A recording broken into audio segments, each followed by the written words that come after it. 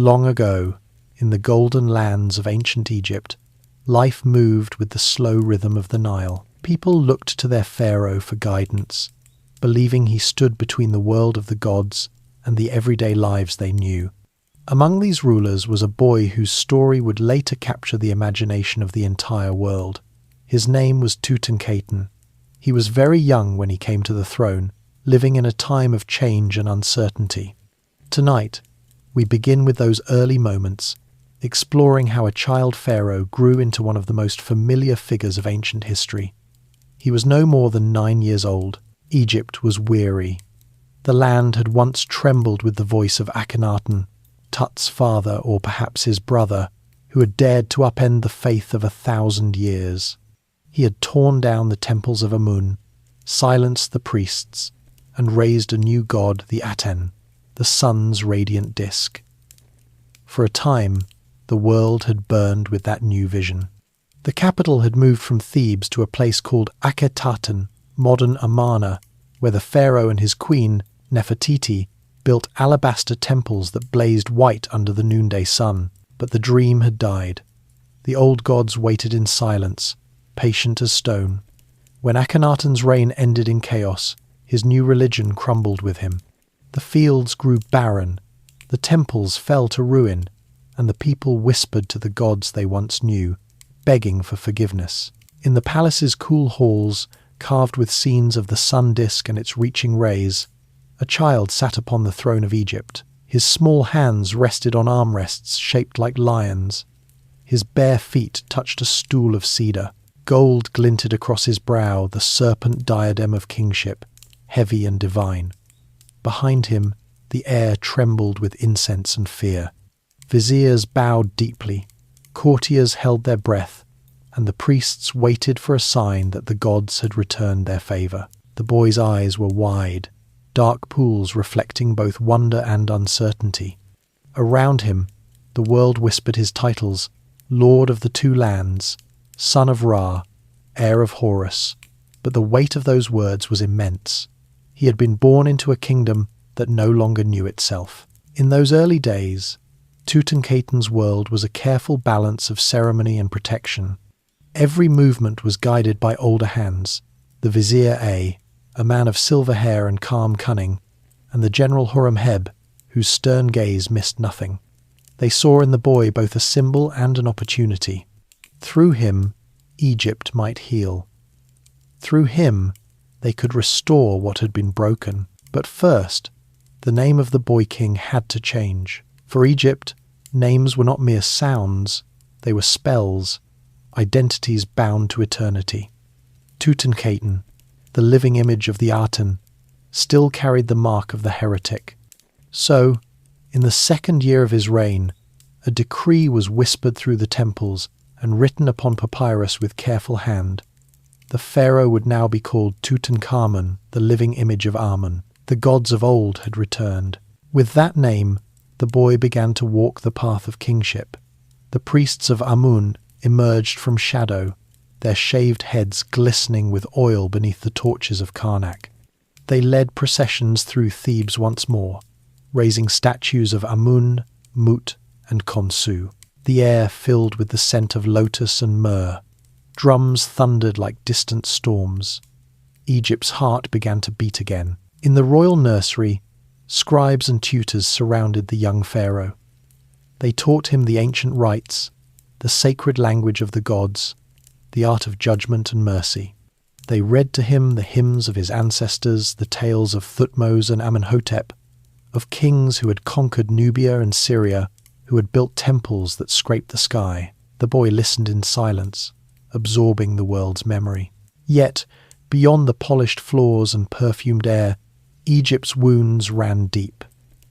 Villages near Akhetaten lay abandoned, their stone houses cracked by the sun.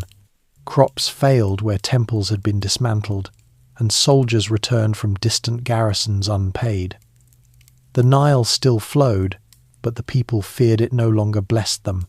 At night, Tutankhamun sometimes dreamt of his father's city, a ghost town of white walls and empty courtyards, the wind whispering through shattered columns.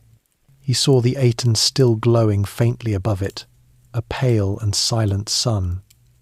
In the dream, his father turned to him, his face serene, and said, "The light changes, my son, but it never dies." When he awoke, the world was dim and cool, the incense faintly bitter. He would rise, wash in the sacred basin, and whisper a prayer to Amun. Even then, perhaps, the boy wondered which god was truly listening. By the time Tutankhamun reached 12, he was married. His bride was Ankhesenpaten, his half-sister, the daughter of Akhenaten and Nefertiti. She too bore the mark of the old religion, and she too would change her name. Ankhesenamun, she lives for Amun. Together they became the symbols of renewal, the divine couple reborn, offering Egypt hope of harmony once more. The coronation was a spectacle of gold and flame. Beneath the open sky, priests carried sacred boats across the Nile, bearing the images of gods long silenced. Trumpets sounded, dancers moved like flame, and as the young king stood before the gathered crowds, he lifted his scepter toward the sun. The people bowed low, chanting his new name, Tutankhamun, beloved of Amun. For a moment, even the wind seemed to pause, but behind the chants and music lay the watchful eyes of Ai and Horemheb. They guided the boy's every decree, his every appearance. When he spoke, they listened. When he hesitated, they whispered. Egypt needed its gods back, but it also needed control. The court, though brilliant in ceremony, was a hive of tension. Servants carried trays of gilded fruit and honey wine through rooms where every conversation was weighed for loyalty. The memory of Akhenaten's heresy was not easily forgotten. Some still worshipped the Aten in secret, tracing its rays on the walls of hidden chambers. Others cursed his name and vowed never to speak it again. Through it all, Tutankhamun learned to wear the mask of kingship. His smile was gentle, his posture composed, his voice soft but steady. In his presence, the air seemed to still not because of power, but because of the silent question that lingered in every heart. Would this child restore Egypt, or would he vanish like the heretic before him? Outside the palace, artisans returned to their workshops. Chisels rang against stone. Sculptors carved images of Amun-Ra once more. On temple walls, the gods reappeared Horus, spreading his wings, Osiris rising from the underworld, and Ma'at, goddess of truth, restoring balance to the world. Tutankhamun grew in the midst of these rebirths, his own face appearing beside the gods in fresh reliefs. In one, he offered incense to Amun. In another, he struck down Egypt's enemies, though his hands were still small and delicate. These images were not just art, they were protection, spells cast in stone to affirm the young king's divine right. And so, the boy who had been born under a forbidden sun became the living emblem of Egypt's renewal. Yet even as the land began to heal, a shadow still lingered, an echo of his father's defiance, and the unspoken question of what price the gods would demand for the peace they had returned. The Nile glittered beneath the setting sun, its waters glowing like molten gold. Tutankhamun stood upon a palace balcony beside Ankhesenamun, the breeze stirring their linen robes. The priests' chants drifted faintly from the temple below. Somewhere, beyond the horizon, the Valley of the Kings waited a place of rest for Egypt's rulers, carved into the heart of the desert. He was only a boy, yet already his destiny had been written in gold and stone. The stars began to appear above the darkening Theban sky. Each shimmered like an eye of the gods, watchful, eternal. And in their light, the boy king closed his eyes, unaware that his brief reign would echo across more than 3,000 years of time, waiting to be rediscovered beneath the sands. A kingdom in chaos. The Nile moved with ancient patience, its green ribbon winding through a country bruised by faith and famine. From the mountains of the south to the delta's silver marshes, Egypt still gleamed in the sunlight, but beneath that beauty, the heart of the two lands was cracked. Priests whispered in candlelit halls, soldiers sharpened blades in the dark, and the new boy king, Tutankhamun, inherited a nation that no longer trusted the sky. The revolution of Akhenaten had left the world inverted. For nearly 2 decades, Egypt had been commanded to worship only one god, Aten, the radiant disk of the sun. The temples of Amun had been stripped of gold, the priests dismissed, their names chiseled out of memory. What had once been the harmony of many gods, the balance between life and death, sun and shadow, chaos and order, was reduced to a single blinding light. When Akhenaten died, the light dimmed. The city he built, Akhetaten, was abandoned like a dream that had burned too hot. Its streets filled with sand, its palaces became nests for owls and foxes. Statues of the Aten cracked in the sun. The great experiment in divine unity ended in silence. And now, a child sat upon the throne to repair what even grown kings had failed to mend. The first years of Tutankhamun's reign were years of cautious restoration. In the temples of Thebes, priests of Amun began to return. They moved slowly, as if afraid the Aten might still strike them down. Their voices rose again in hymns to gods whose statues had been buried and now stood upright once more. Candles burned before the old idols. The smell of myrrh returned to the holy courts. Egypt was remembering itself. Yet the country was not easily healed. Decades of neglect had left canals clogged, granaries half empty, and garrisons underpaid. In distant Nubia, rebellion stirred among the conquered tribes. To the north, in Syria, Egypt's allies whispered that the once mighty empire had grown frail. Ambassadors who once carried gold and papyrus letters now brought only excuses. The young Pharaoh was surrounded by men who understood power more deeply than he did.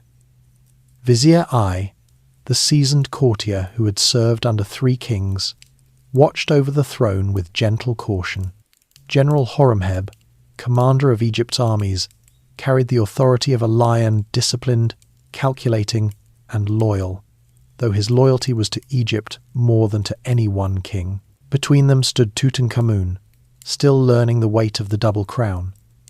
His body was thin, his gait uncertain, but his mind quick. He listened when A spoke of tradition, when Horemheb described the threat of foreign lands, when priests murmured that Amun demanded greater offerings.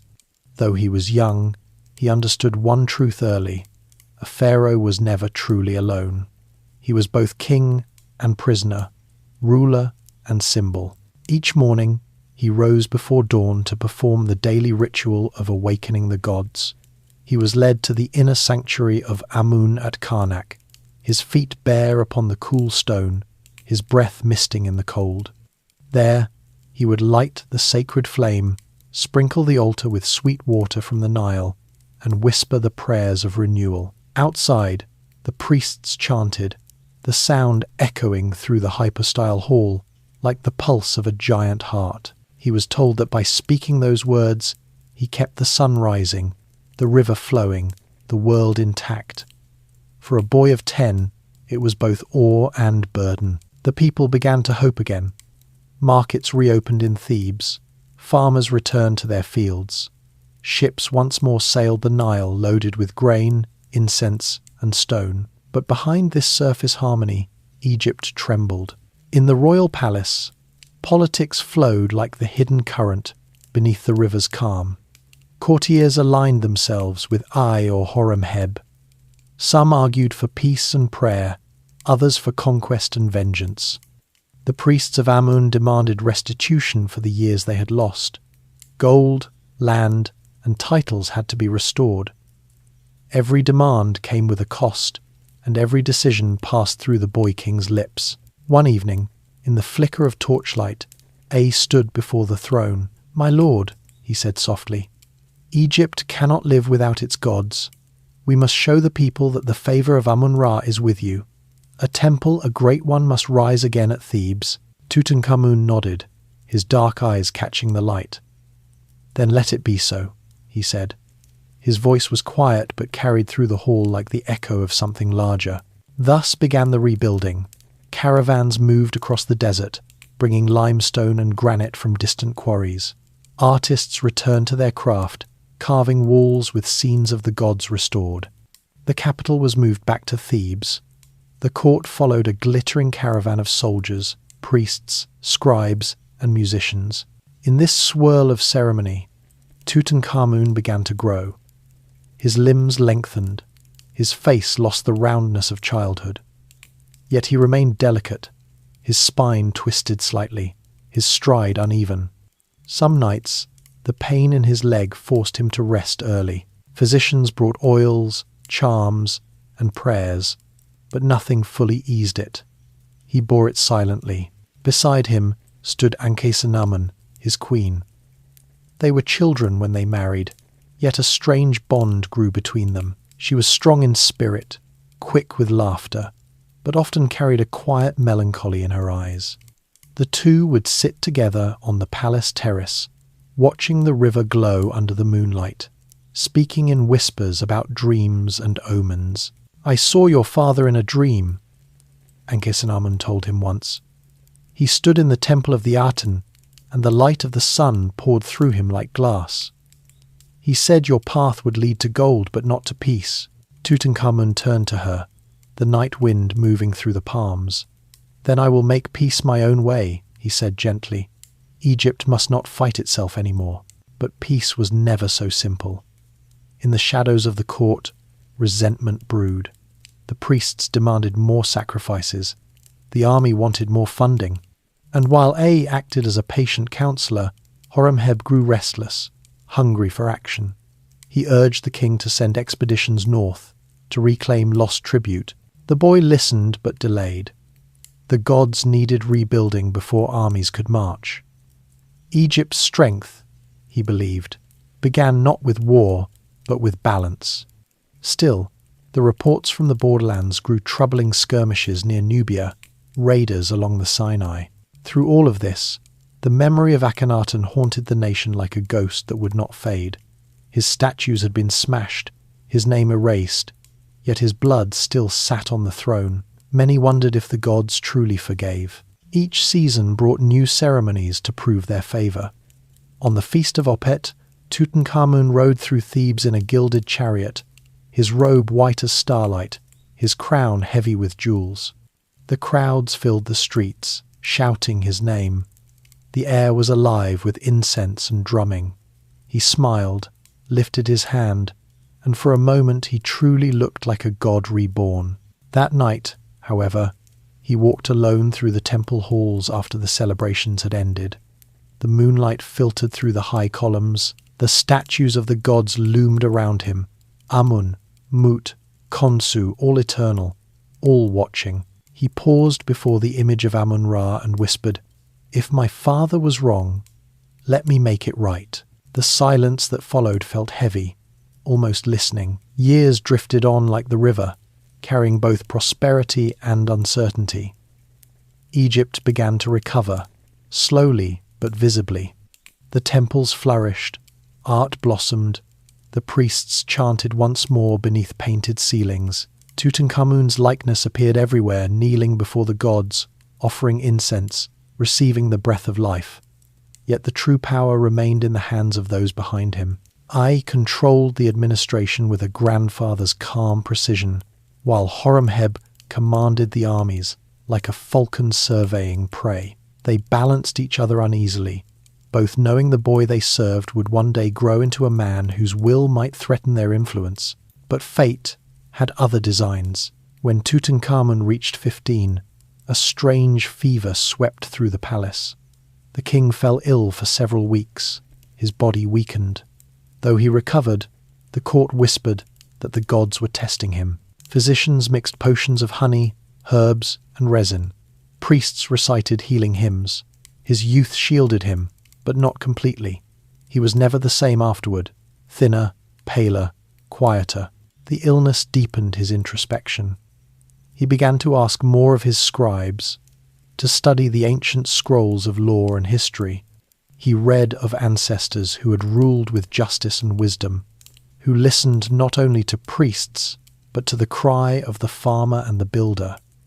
He sought to be that kind of king. In his 6th year as Pharaoh, he issued the famous Restoration Stele, a great stone slab inscribed with his decree to renew the temples, restore the gods, and heal the hearts of the people.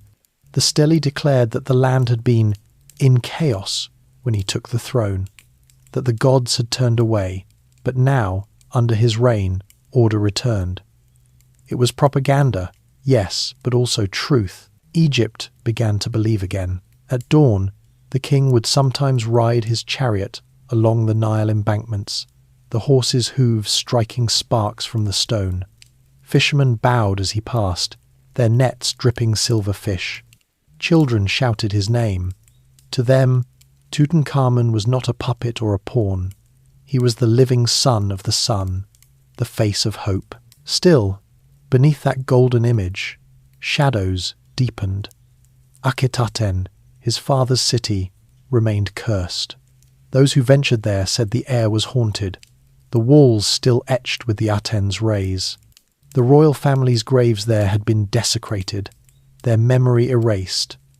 Tutankhamun ordered what could be salvaged to be brought to Thebes, but much had already turned to dust. His nights grew troubled by dreams, visions of fire and collapsing temples, of voices calling from beyond the horizon. The priests assured him it was the work of restless spirits, remnants of the heresy. Offerings were made, prayers were sung, but Tutankhamun could not shake the feeling that the past still watched him. The tension between the old and the new, between faith and power, pulsed through every breath of Egypt. Even the air seemed divided, half incense, half dust. And yet, amid all this, life went on. Musicians played in the courtyards, dancers twirled by torchlight. The queen laughed softly beside him, her gold collar glinting against her skin. For a while, the kingdom forgot its pain. The Nile rose faithfully each year, the crops grew tall, and Egypt began to dream of greatness again. From the balconies of the palace, Tutankhamun watched the sunrise over Thebes, gilding the temple pylons in molten light. "Perhaps," he whispered, "this is what peace feels like." But even as he spoke, far away in the deserts of Nubia and the hills beyond Syria, new storms gathered, storms that would soon test both king and kingdom once more. Egypt was stirring, awakening from one nightmare, only to find another on the horizon. The boy king stood at the center of it, fragile yet unbroken, as the gods looked down to see if the child of chaos could truly restore order to the world. The god who returned. The Nile shimmered like a mirror of the heavens, carrying with it the breath of renewal. On its banks rose Thebes, the heart of Egypt reborn. The boy who had once been called Tutankhaten now stood as Tutankhamun, the living image of Amun. With this new name, Egypt exhaled after years of suffocation under the blinding glare of a single god. The Aten's disk had dimmed, and the pantheon of old had returned to the light. Everywhere, the symbols of resurrection began to appear. In the temple courtyards, artisans carved the faces of gods long hidden. The statues of Amun, Mut, and Khonsu, once buried or broken, were raised again, their eyes painted in fresh pigment, their crowns gleaming beneath torches. The sacred boats were launched down the Nile, gliding past fields of lotus and papyrus as priests sang hymns written in the language of 1,000 years. The restoration of the old faith was not merely an act of devotion, it was a strategy of survival. Egypt's order, its Ma'at, depended upon divine harmony. The people had to believe that the gods had returned their favor, that the sun rose and the river flowed because their king, chosen by the heavens, offered them daily worship. The boy king's very body became the axis between mortal and divine. His every gesture was part of a ritual that reached back to the first dawn of creation. Within the high walls of Karnak, the greatest temple in the world, the priests performed the rites of awakening each day. The air shimmered with incense and dusted gold as the king was led into the inner sanctuary, the Holy of Holies, where only the Pharaoh could commune with Amun-Ra. His small frame was wrapped in linen, his brow heavy with the cobra of sovereignty. Before the statue of the god, he lifted a bowl of oil, his hands trembling beneath its weight, and whispered the prayers that had sustained Egypt since before memory. The priests bowed, the flutes played, the god was awake once more. Outside the temple, the people gathered in vast processions. They lined the streets of Thebes, their skin glistening in the sun, their chants rising in waves. They saw their young ruler not as a frail boy, but as Horus himself, the falcon reborn, the bridge between heaven and earth. The banners of gold thread and blue lapis shimmered in the wind, and everywhere the name of Amun was spoken again. Scribes worked day and night to rewrite the sacred texts that had been altered during Akhenaten's heresy. Every mention of the Aten was replaced, every reference to the forbidden sun chiseled out. New hymns were composed to celebrate the restoration, and on the great stone of proclamation, the restoration, Stele Tutankhamun's words were carved for eternity. He declared that the gods had abandoned Egypt because their temples had fallen into ruin. But now, through his will, harmony was restored. The stele stood like a wound healed by divine touch. Its surface gleamed with freshly cut hieroglyphs, its message clear: the boy king had brought the gods back to life. The priests rewarded him with blessings and loyalty. Offerings of gold and lapis flooded the temples. The high priests of Amun, Mut, and Ptah rose in prominence once more, their power rivaling that of generals and viziers. The balance that had once been destroyed was returning, though not without consequence.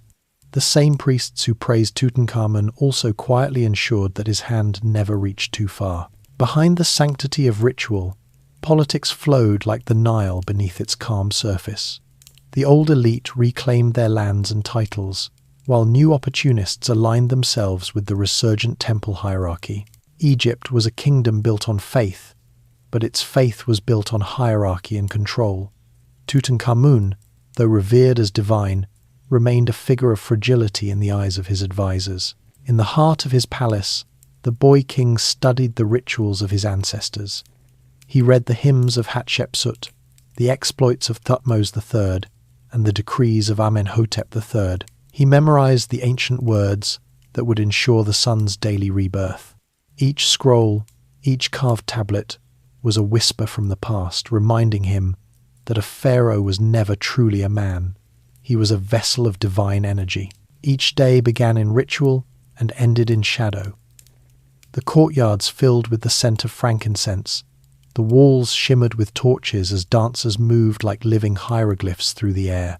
The boy sat beneath the lotus columns, his gaze following the rhythm of their motion, his mind heavy with the unspoken weight of expectation. Every smile he offered to his priests and advisors concealed the quiet question that haunted him. Would the gods ever truly forgive Egypt for its rebellion? The land itself seemed to respond to his doubt. The Nile rose faithfully, but not as generously as before. Crops grew, but sometimes wilted under strange heat. The desert winds carried the faint echo of Akhetaten, the ghost city, its stones still gleaming beneath the sun. The curse of the heretic hung over the horizon, invisible yet undeniable. Tutankhamun ordered expeditions to the abandoned city. What they found there chilled the hearts of all who entered. Empty halls carved with the face of Aten, the walls still luminous with paint but silent as a tomb. The skeletal remains of courtiers who had once sung the praises of the sun god now lay in the dust. The temples had become the dwellings of bats and jackals. The very air seemed to hum with judgment. The artifacts brought back from Akhetaten were sealed away, stored in vaults beneath Thebes. None dared to destroy them, yet none wished to see them again. The memory of Akhenaten and Nefertiti became forbidden history, a tale whispered only behind closed doors. To strengthen the faith of the people, the priests of Amun orchestrated grand festivals across the land. During the Opet festival, Tutankhamun himself travelled in a gilded bark, the sacred boat gliding down the Nile as thousands lined the banks to witness the divine procession. Drums thundered, trumpets blared, and dancers with golden anklets moved in unison. From Karnak to Luxor, the king's image was paraded before the gods, his youth transformed into majesty through the power of ritual. The people wept with joy. Egypt had a god once more. At night, the city of Thebes glowed with torches, its reflection rippling on the black river. The priests performed ceremonies beneath the stars, tracing constellations that mirrored the afterlife's celestial map. In these constellations lay Osiris, the eternal king who ruled beyond death. Tutankhamun watched the heavens often, imagining his own place among them when his time would come. Though still young, the fragility of his body reminded him daily of mortality. Pain lingered in his leg, and though his physicians claimed it was but the residue of childhood injury, he understood that kings were not immune to frailty. The gods demanded strength but often granted suffering. He wore his illness as a sign of humility, a private reminder that even divine blood could ache. The court, meanwhile, dazzled with splendor. Gold flooded the treasury once more as tribute from neighboring lands resumed. Caravans from Nubia, Byblos, and Punt brought exotic goods: ebony, incense, lapis, and myrrh. Sculptors shaped colossal statues of Tutankhamun, offering gifts to Amun-Ra. Artists painted his image upon the temple walls, a serene young man beneath the radiance of 1,000 suns, each brushstroke a prayer for eternity. In every corner of Egypt, the rebirth was celebrated. Temples reopened, priests restored, faith renewed. The people believed that divine order Ma'at had returned through the young pharaoh's grace. Yet within the marble coolness of his palace, the boy remained surrounded by silence. The laughter of courtiers could not drown the weight of prophecy. He knew that every pharaoh was a bridge between life and death, but bridges were meant to be crossed. He walked often in the temple gardens, where papyrus rustled and lilies floated upon still ponds. The moonlight made the stone pathways glow silver. The statues of past kings stood watch in solemn rows. Tutankhamun would pause before them, studying the faces of ancestors whose reigns stretched back to the beginning of time. Their eyes were carved in eternal calm, but the lesson was unmistakable. Every king eventually joins the gods. He began to think of legacy, of the tomb that would one day house his spirit. In the workshops near Thebes, craftsmen were already shaping the treasures that would follow him into eternity. The golden mask that would bear his likeness was yet unmade, but its idea already shimmered in the air. The return of the gods had stabilized Egypt, but beneath the surface, the fragile balance trembled. The priest's power had grown too swiftly. I and Horemheb eyed each other with quiet suspicion, each aware that the other waited for opportunity. Tutankhamun's youth and failing health made the throne seem both sacred and vulnerable. The golden light of Amun's favor hid the cracks in the walls of the kingdom. The land, for now, rested in ritual splendor. Processions marched, hymns filled the air, statues gleamed beneath the sun. Egypt looked whole again, a jewel polished to brilliance. But the desert never forgets, and neither do the gods. The boy king had restored their altars, but he carried within him both the blood of heresy and the breath of redemption. The fate of Egypt was tied to his fragile life, as if the gods themselves held their breath to see whether this living image of Amun would endure, or whether his light, too, would fade into the sands. The puppet court, in the quiet chambers of Thebes, where the air was thick with incense, and the murmurs of scribes echoed through corridors lined with alabaster.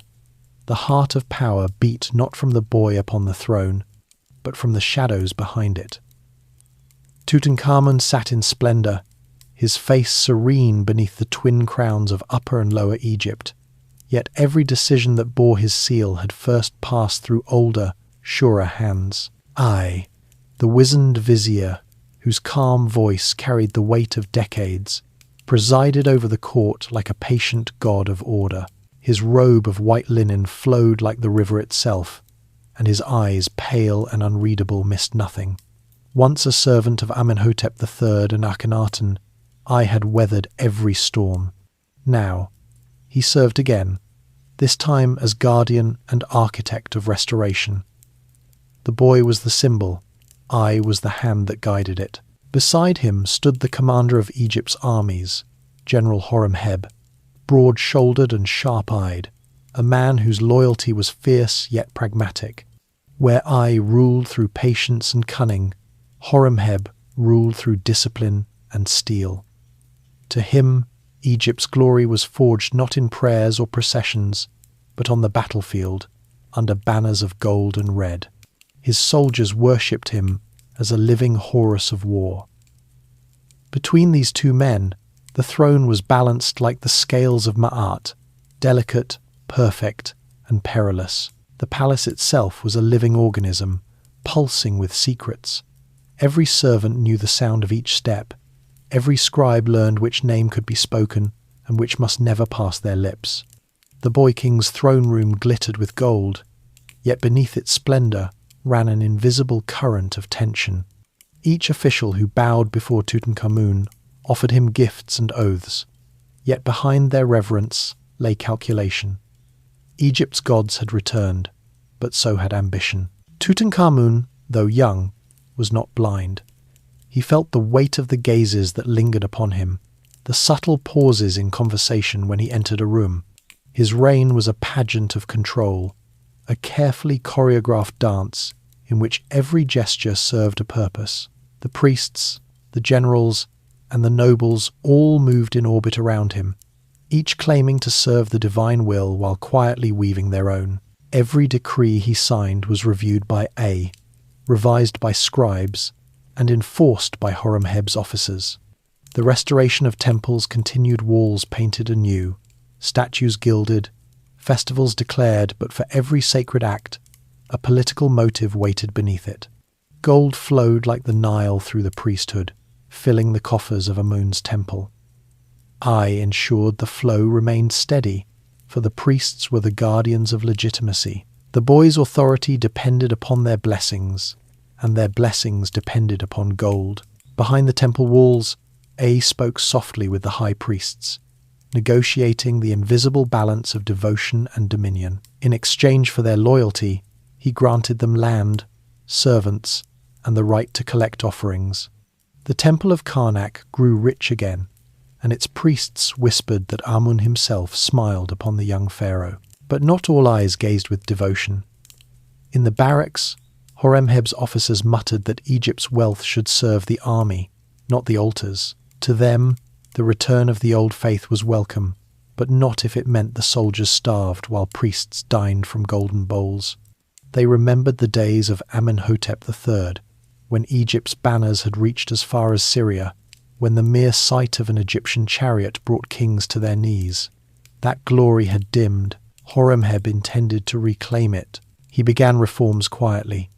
Messengers were sent to the borders to assess the strength of the garrisons. Smiths were ordered to forge new weapons. Captains drilled their men under the blazing sun, reviving the discipline that had made Egypt's armies the envy of the world. Tutankhamun was informed, but his assent was expected, not requested. The boy king's palace became a stage where power unfolded in slow, deliberate movements. Court rituals filled each day, petitions in the morning, offerings at noon, councils by torchlight. Tutankhamun listened, nodded, and approved. Yet beneath his calm, an ember of will smouldered. He studied the gestures of those who ruled in his name, memorizing their rhythms and silences. In the evenings, when the ceremonies ended and the corridors emptied, he would retire to his chamber and gaze out across Thebes. The city shimmered beneath the moon, its temples gleaming like the bones of a god. Somewhere within that labyrinth of stone, decisions were made that bore his name, but not his voice. He understood that kingship was both divine gift and gilded cage. A's influence grew heavier with each passing year. Courtiers bowed to him before they bowed to the king. He addressed Tutankhamun not as a servant to a master, but as a mentor to a pupil. His counsel, always reasonable, always mild, was as binding as law. Yet the boy saw through the softness. He recognized the steel beneath the silk. A orchestrated every marriage, every appointment, every festival. He arranged the priests' ranks, assigned governors, and ensured that the king's image appeared everywhere in reliefs, statues, jewelry, until Tutankhamun's likeness became a symbol of divine continuity. But a symbol, however sacred, could not defy the hands that carved it. Horemheb watched this rise with growing disquiet. Though he obeyed the vizier's decrees, he understood their purpose: to keep the army in check, to make religion the supreme power of the realm. Egypt's strength, Horemheb believed, lay not in prayers but in conquest. He longed to march east again, to remind the world that the son of Ra ruled the earth. But I counselled restraint. The boy was still too young. The treasury, though rich, could not endure war. The gods must be appeased first. And so the years turned. Temples rose higher, the statues grew grander, and the walls of Thebes gleamed with gold leaf. Yet beyond the glitter, Egypt's spirit began to strain under the weight of restoration. The priests demanded more offerings. The people, already weary from years of famine and rebuilding, laboured under heavy tithes. In the countryside, murmurs spread that the gods had indeed returned, but that their priests had become greedier than the gods themselves. Tutankhamun heard these whispers in the petitions brought before him. Farmers complained of taxes. Artisans begged for relief. The king's heart ached for his people, yet his decrees were softened or delayed by those who advised him. Compassion was filtered through bureaucracy until it became mere ritual. In his private moments, Tutankhamun found solace in the company of Ankhesenamun. Together they walked through the palace gardens at dusk, where the papyrus swayed like green fire and the air smelled of water lilies. Their words were few, but their silence gentle. Both were children born of a fractured dynasty, both burdened by the sins of their bloodline. They alone understood the loneliness of divine rule. Their marriage, though arranged, deepened into quiet tenderness. The queen shared his piety and his weariness. Her laughter softened the marble halls. Her presence reminded him that amid the machinery of power, he was still human. Yet even their union was a tool in the hands of others, a symbol of dynastic unity paraded before the people. Every gesture of affection was witnessed, recorded, interpreted as divine harmony. Beyond the palace walls, Egypt glittered like a newly polished jewel, but its brilliance came at a cost. A's network of influence reached into every corner of the kingdom. Governors in distant provinces reported directly to him. The scribes who recorded the king's words first copied them for his eyes. Even the palace guards, loyal in name to the pharaoh, obeyed the silent signals of the vizier's men. Horemheb's patience thinned. In the war councils, his tone grew harder, his words edged with warning. Egypt, he said, must not become a kingdom of priests. A smiled, his eyes serene, and spoke of peace, piety, and divine order. Their rivalry remained masked beneath courtesy, but the tension coiled tighter each season. Amid this delicate balance, Tutankhamun began to assert himself in small but steady ways. He personally oversaw the commissioning of new statues and temple inscriptions that praised not the vizier or the generals, but the pharaoh himself as the true restorer of the gods. Artists were instructed to portray him taller, stronger, more commanding. His image began to shift from fragile boy to divine ruler. The changes were subtle, but I noticed. He did not oppose them directly. He had no need. He simply smiled and reminded the king that glory required the guidance of wisdom. The boy nodded, but his silence was no longer the silence of submission, it was the silence of observation. As the court glittered with ceremony, 1,000 tiny struggles unfolded in its corridors. The scent of lotus and myrrh masked the odour of ambition. Servants bowed, scribes whispered, guards stood rigid at every door. The golden throne shone beneath the torchlight, reflecting the image of a boy who seemed both luminous and distant. Egypt was alive again, but it was not free. The gods had returned, but men spoke in their place. The land had a king, but power belonged to those who knelt behind him. From the outside, it was a golden age. Thebes blazed with festivals, the temples thrummed with prayer, and the name of Tutankhamun echoed across the world as a symbol of divine restoration. But in the stillness between the chants, In the hush of the throne room, after the courtiers departed, the young Pharaoh sat in the fading light, aware that he ruled a kingdom not of his own making. He watched the sunset burn above the Nile, its crimson reflection bleeding across the water, and knew that one day the puppet would pull his own strings, or the strings would strangle him. Ankhesenamun, the lonely queen. The palace of Thebes stood beneath a pale morning sky, its walls painted with lilies, its columns gleaming with inlaid gold. Within those walls, Ankhesenamun, queen of Egypt and wife of Tutankhamun, moved through corridors heavy with the scent of lotus and dust. She was young, barely 15, yet her eyes held a sorrow older than the stone of the temples. She had been born a princess of her father's strange world, the world of Akhenaten and the Forbidden Sun. Her childhood was spent in the bright courtyards of Amarna, where her father's voice echoed like prophecy, and her mother, Nefertiti, shone like the dawn itself. She remembered the music of the Aten temples, the pure white walls, the songs of devotion that praised a single sun. Then came silence. Her family's world collapsed under the weight of its own divinity. The priests revolted, the soldiers turned, and the city became a ruin of ghosts. When she was brought to Thebes and married to Tutankhamun, the ceremony was both sacred and practical. Two branches of a broken dynasty joined, their union sealing the restoration of the old faith. The people cheered as the young couple appeared before them, golden, radiant, divine. Yet beneath the celebration lay something fragile, something human. Two children, bound by destiny, carrying the sins of their ancestors. The palace became her cage of gold. Each day began with ritual. Attendants combed her hair with ivory combs, painted her eyes with powdered malachite, and draped her in linen so fine it shimmered like water. She was adorned with jewels, lapis, carnelian, turquoise, and led through processions where the people bowed to her as she who lives for Amen.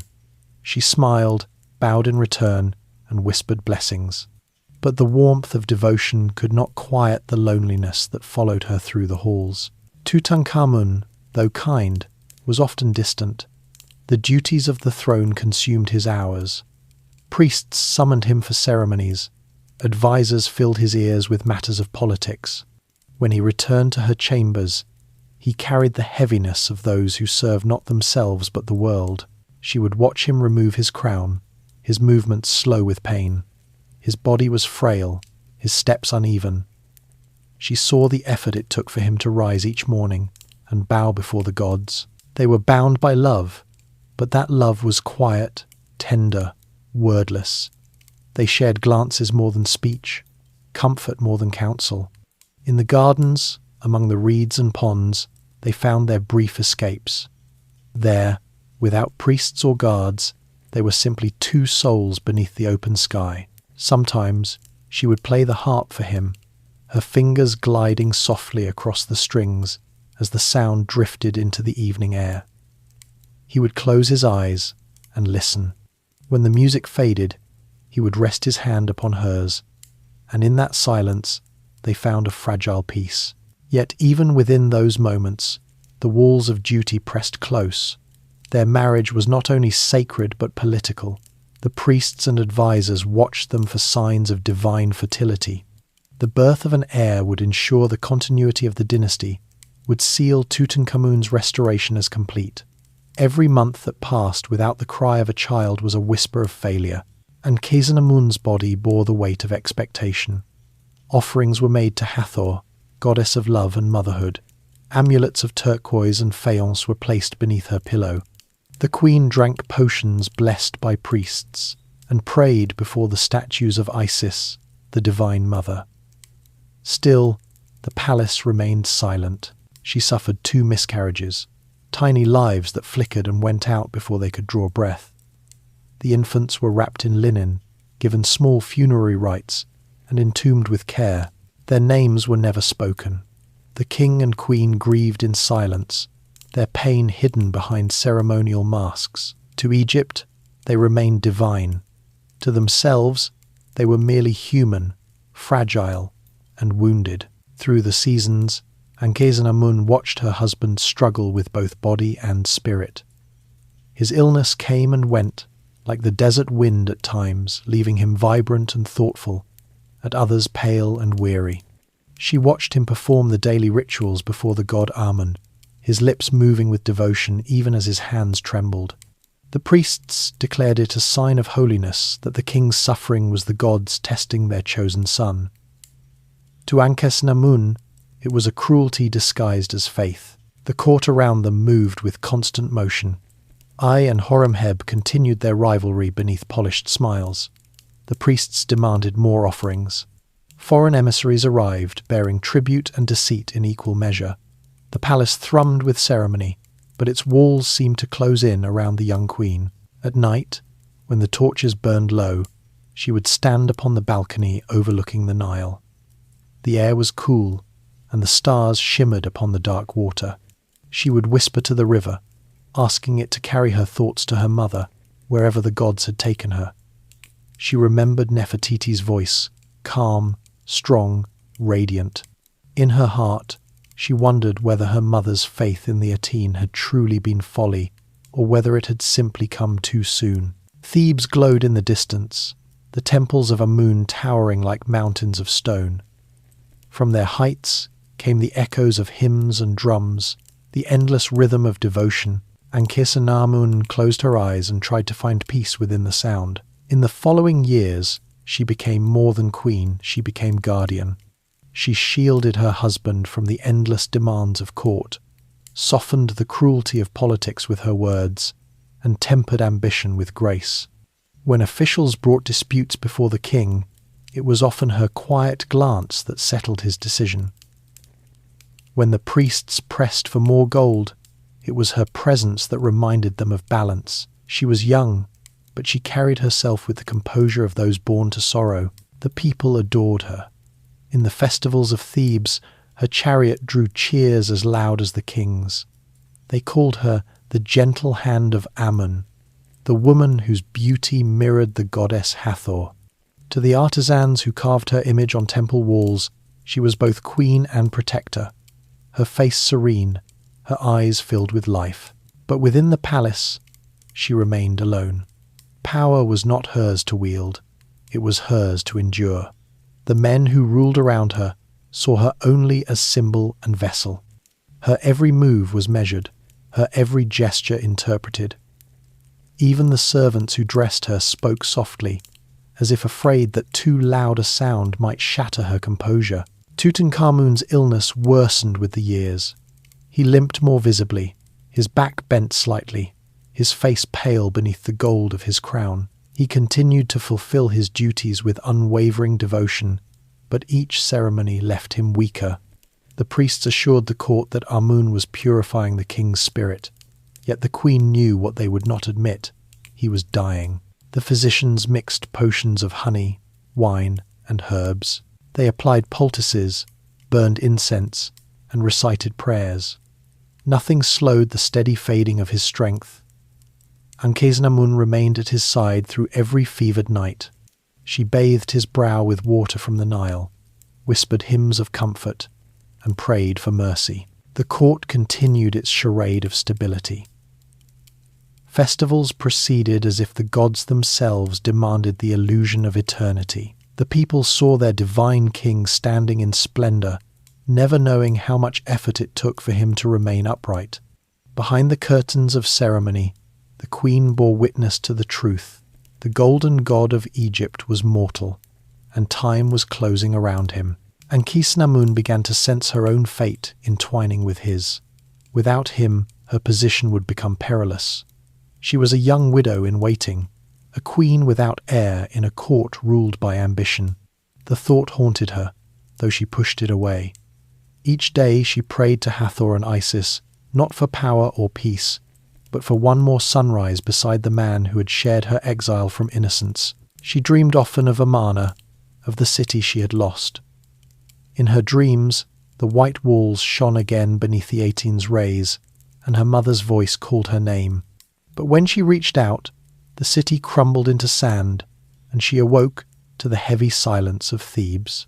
In the final years of their brief reign, Ankhesenamun's strength became the quiet pillar of Egypt's fragile order. The boy who was king and the girl who was queen had done what even their elders could not.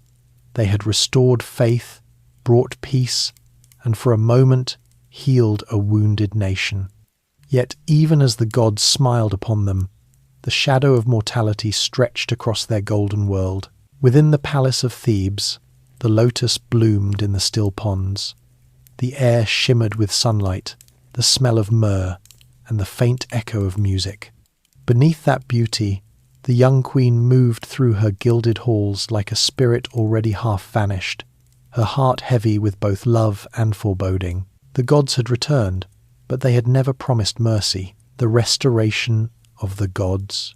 The dawn over Thebes broke like molten gold upon the horizon, the sky swelling with the same radiance that had once inspired the hymns of creation. The light spilled over the pylons of Karnak, the vast temple that mirrored heaven itself, and down upon the city below. Egypt's heart had begun to beat again. The gods, silent for too long, had returned to their shrines. The boy king Tutankhamun, frail but determined, became the face of this restoration. His reign, though brief in the sweep of eternity, would pulse with sacred purpose the mending of the bond between the divine and the mortal. To restore the old faith was not merely an act of devotion, but an act of resurrection. Every statue raised, every hymn rewritten, every temple repainted, was a breath returned to the lungs of Egypt. The decrees flowed from the palace like ripples from the Nile. Craftsmen were summoned from distant provinces. Quarries in Aswan once again rang with the strikes of chisels. The temple of Amun at Karnak, once stripped and silenced by the heresy of Akhenaten, filled once more with the clamour of rebirth. Thousands of labourers and artists worked under the sun, sculptors carving gods from stone, painters bringing their faces to life in blue and gold, priests chanting the verses of restoration. On the sacred walls, Tutankhamun's image emerged in luminous colour, his youthful form offering incense to the gods. His arms raised before Amun-Ra, his body painted not as fragile but as eternal. He was portrayed striking down chaos, holding the ankh of life, his crown gleaming like the morning star. To the people, this was more than art. It was the visible proof that divine balance had been restored through him. Everywhere, the air hummed with ceremony. The priests of Amun, once hidden in exile, now led grand processions through the avenues of Thebes. The Opet festival, suspended during the reign of the Aten, returned with a splendour unseen in a generation.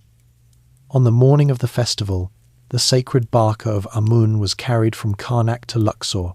It floated upon the Nile, amid a chorus of drums and horns, the king and queen following in gilded chariots.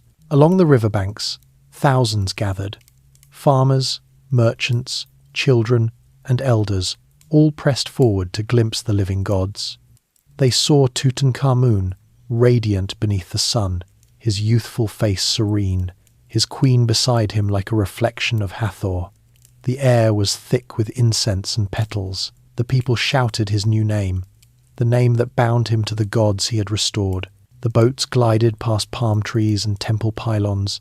The priests sang hymns that rose into the sky like birds returning to their nests. Amun-Ra, Lord of the thrones of the two lands, they sang. He who hides his face but never his light. Behold, your son returns you to glory. When the procession reached Luxor, the god's statue was carried into the inner sanctuary. There, in the cool shadow of the temple, Tutankhamun knelt. Before him stood the great image of Amun, veiled in linen and gold. The boy's forehead touched the floor of polished stone, and the voice of the high priest filled the chamber like thunder. The god is satisfied. His heart rejoices. His son has restored his name. Outside, the crowds roared with joy. Egypt had its gods again, and in their return, it found itself. The restoration extended far beyond Thebes. Across the land, from the delta marshes to the southern borders of Nubia, abandoned temples were rebuilt, statues recarved, sacred texts recopied. The cults of Mut, Osiris, and Ptah were revived. Offerings flowed once more into their sanctuaries: grains, honey, oils, gold. The smell of incense filled the air of every city. Even the humblest shrines in villages along the Nile flickered with new lamps. Tutankhamun's decrees reached the edges of empire. In Memphis, the craftsmen of Ptah's temple sculpted colossal statues of the king as the reborn Horus. In Abydos, the temple of Osiris, Lord of the Dead, received fresh walls painted with scenes of resurrection, linking Tutankhamun to the eternal cycle of life and death. These acts of restoration were more than devotion. They were the instruments of control. Faith united a fractured people more powerfully than armies could. The priests, once rivals to kings, now served as guardians of divine order under the young pharaoh's name. Egypt's spiritual wounds began to close, but the cost of faith was heavy. The temples demanded endless offerings. The treasury bled gold as quickly as it filled.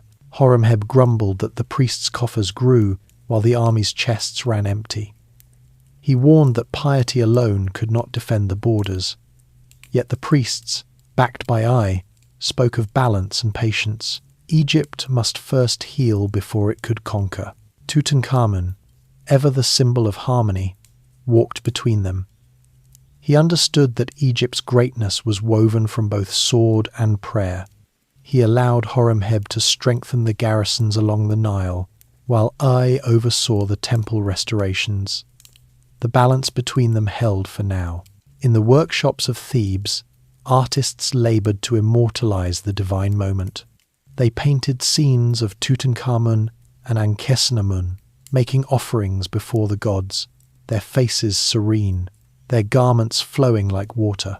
Behind them, the gods extended hands of blessing. These images, carved into stone and painted in mineral colors, became the gospel of Egypt's rebirth. At night, the palace glowed with the light of oil lamps. In the gardens, the sound of lyres drifted through the air. The king would sit beside a reflecting pool, watching the stars shimmer across the water. Those stars were the souls of past kings, guiding his reign from eternity. Sometimes, when the pain in his leg flared, he would stare at his reflection and whisper to himself the words of his own stele. The gods turned away, but I restored their hearts. It was not pride that filled his voice, but longing, the longing of one who bore a sacred burden and knew it was fleeting. For all its glory, Egypt's rebirth was delicate. The heresy of Akhenaten had fractured more than temples, it had fractured faith itself. There were still families who secretly whispered prayers to the Aten, still scribes who kept forbidden hymns hidden in scrolls. The priests called them heretics, but Tutankhamun's heart was gentle. He ordered that they not be hunted. So long as they offered respect to Amun, he understood that faith, like the Nile, could not be forced, it had to flow. The land responded. The river's flood grew stronger. The crops flourished. The people rejoiced, claiming the gods had blessed the boy king. Even the foreign envoys who visited Thebes carried back tales of Egypt's reborn power. Gold and incense returned to the trade routes. The world once more spoke the name of Egypt with reverence. Yet amid the triumph, shadows gathered. The treasury's burden grew heavier.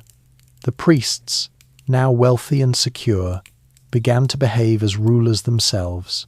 Ai's influence deepened. His hand touched every offering, every decree. Horemheb grew restless, convinced that Egypt's strength was being traded for rituals and chants. And above them all, the king, still only a youth, grew paler each season. The restoration that had given Egypt its soul back also drained its heart. The boy king had become the living vessel of faith, and each ceremony, each blessing, seemed to take a little more of his breath away. Thebes glittered, its walls shining in the sunlight. The air was thick with hymns and incense. The gods had returned in full glory.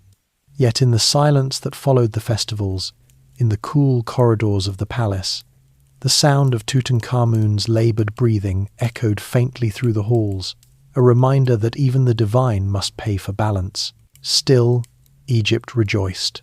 To the people, The boy upon the throne was more than mortal. He was proof that the gods had forgiven them, that the world had been set right, and perhaps that was enough. For in the shimmering reflection of the Nile, beneath the gaze of the eternal stars, the image of the young king burned like gold, a mortal vessel carrying the light of 1,000 gods. The world beyond the Nile, the ancient spine of Egypt, flowed as it always had, serene, eternal, and self-assured. Yet beyond its shimmering ribbon of life, the rest of the world stirred with ambition, envy, and hunger. Kingdoms to the north whispered of Egypt's weakness. To the south, tribes watched the golden land with restless eyes. The boy King Tutankhamun ruled a realm that glittered with divine faith, but its borders were no longer bound by fear. His ancestors had once commanded an empire that reached from the cataracts of Nubia to the mountains of Syria. Now, that empire existed only in memory and dust, as Thebes sang hymns to Amun, and the priests polished the idols of the gods. Far beyond the deserts, caravans moved along forgotten trade routes. Envoys from the lands of Mitanni and Babylon, their robes bright with embroidery, came bearing tribute and gifts, lapis, ivory, rare horses, and scrolls of fine leather. Yet beneath their smiles, they weighed Egypt's power carefully, wondering if the young pharaoh had the strength of his forefathers or only the blessing of priests. The world had changed since the days of Amenhotep III, when Egypt's golden armies ruled like an empire of the sun. The northern lands of Hatti, the Hittites, were growing bold again. Their iron weapons gleamed like new stars, sharper and stronger than the bronze swords of Egypt. To the south, the Nubians trained their warriors with spears tipped in obsidian, their bodies painted with patterns of war. Egypt's diplomats spoke of peace, but beyond the Nile's fertile edge, war was language, and power the only currency. Tutankhamun, still young but now aware of the fragility of the world he ruled, began to look outward. Guided by his generals and advisors, he sought to restore not only the gods of Egypt, but the respect of its neighbours. The boy king could not march at the head of armies as his ancestors had, but he could wield diplomacy as a weapon of light. Messengers bearing the royal seal travelled north, carrying letters written in Akkadian, the international language of diplomacy. These tablets, pressed into wet clay with careful stylus, declared the return of Egypt's divine order. They invited trade and peace, but they also carried subtle reminders of Egypt's past greatness. To the kings of Hatti and Babylon, Tutankhamun offered friendship, but on the unspoken condition of recognition. The god of Thebes was again the god of the world. The envoys returned with mixed tidings.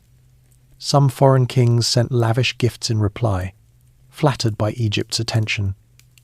Others sent only polite words, their tone cold, their hearts unbending. They saw a child on the throne and wondered if Egypt's glory had passed. General Horemheb, whose loyalty to Egypt was matched only by his ambition, saw these messages as omens.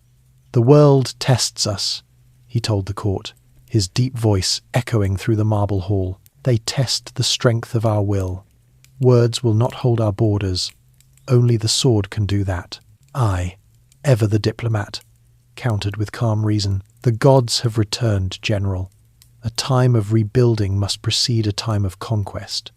Let the world see that we are whole before we remind them we are strong." Thus began the quiet tension between faith and power, between the temples and the army. The king listened, nodding, his expression unreadable. He was no longer the child who sat wide-eyed on the throne. Behind his gentle gaze flickered a growing awareness that peace could not exist without vigilance, that restoration was only half a victory.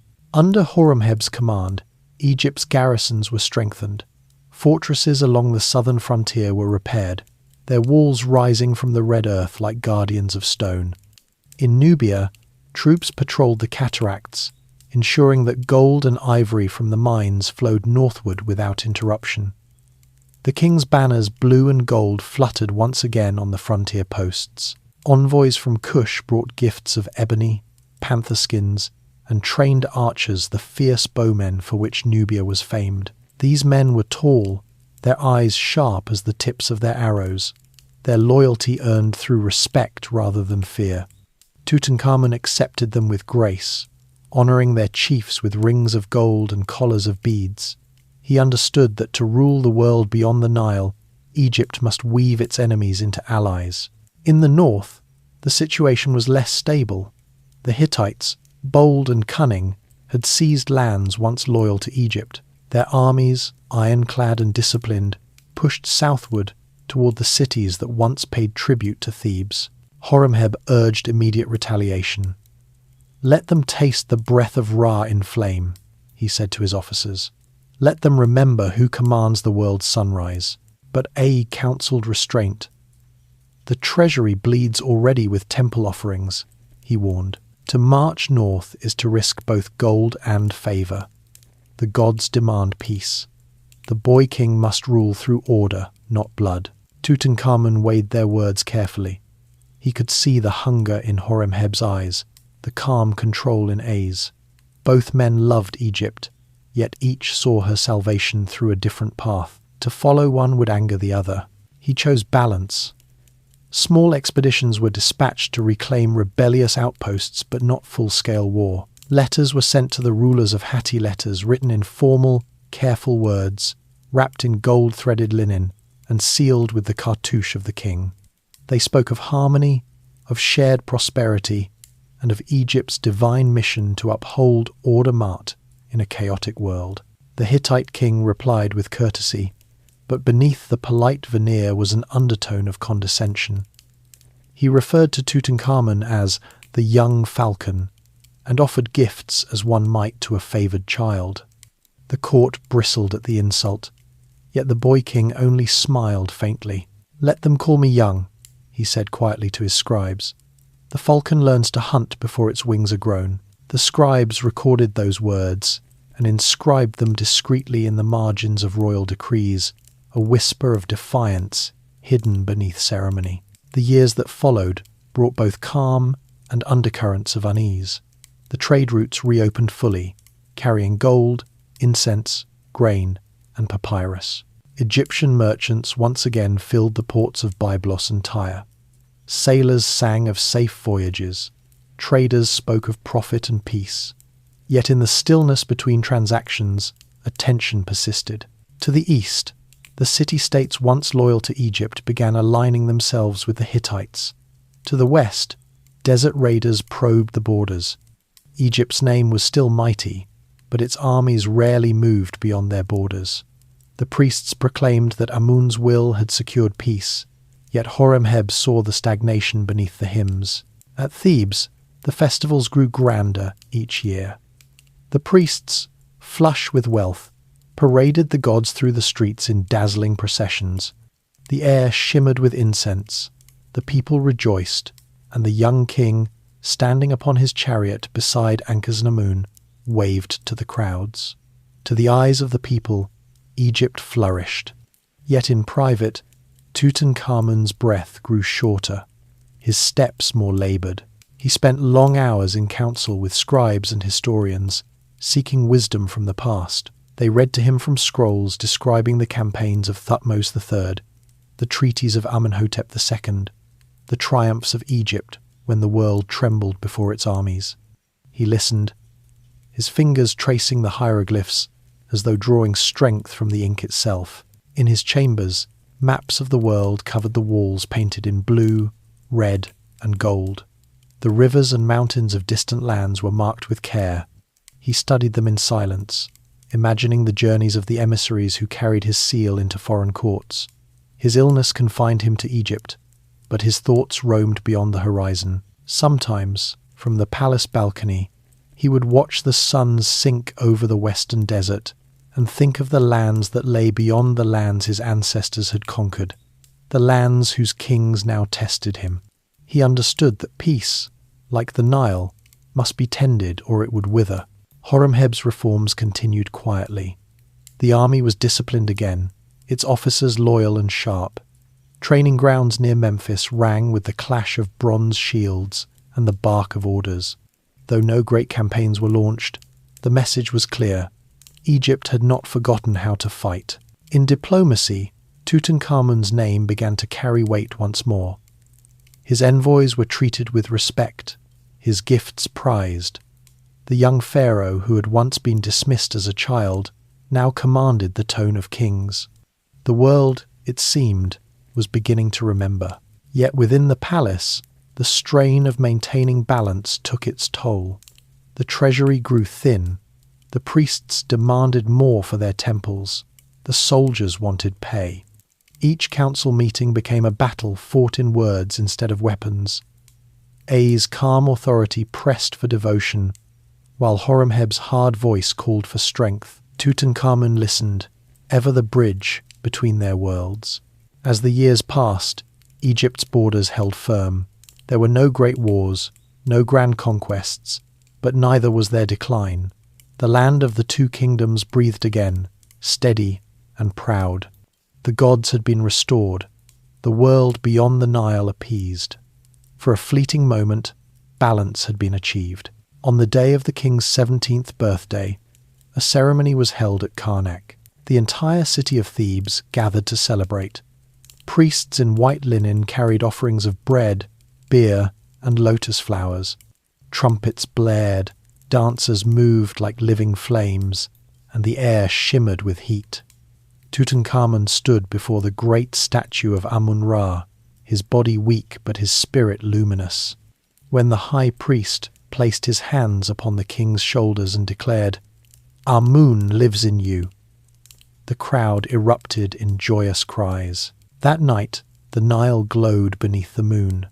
From the terraces of the palace, torches blazed, and music drifted across the water.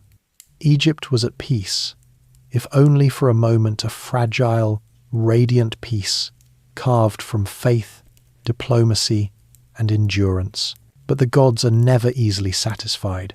The storms beyond the horizon, though distant, were not gone. The Hittites watched, the Nubians waited, and deep within the marble walls of the palace, the king's strength began to fade like the light of the setting sun. For now, Egypt's borders held, and its name carried once more across the world, beyond the Nile, carried by priests, merchants, and messengers who believed that the boy who had restored the gods had also restored the balance of the earth itself. The golden age that never was. Thebes shimmered beneath a veil of sunlight, its avenues wide with processions, its temples crowded with prayer. To the eyes of the people, Egypt was reborn, a paradise restored beneath the guiding hand of the divine boy king. The banners of Amun swayed from every pylon, the sound of drums filled the air, and the priests proclaimed that a new golden age had dawned. Yet beneath the fragrance of lotus and incense, something more fragile breathed a sense of illusion, as delicate as the petals floating on the Nile. In every painting, on every wall, Tutankhamun appeared strong and eternal.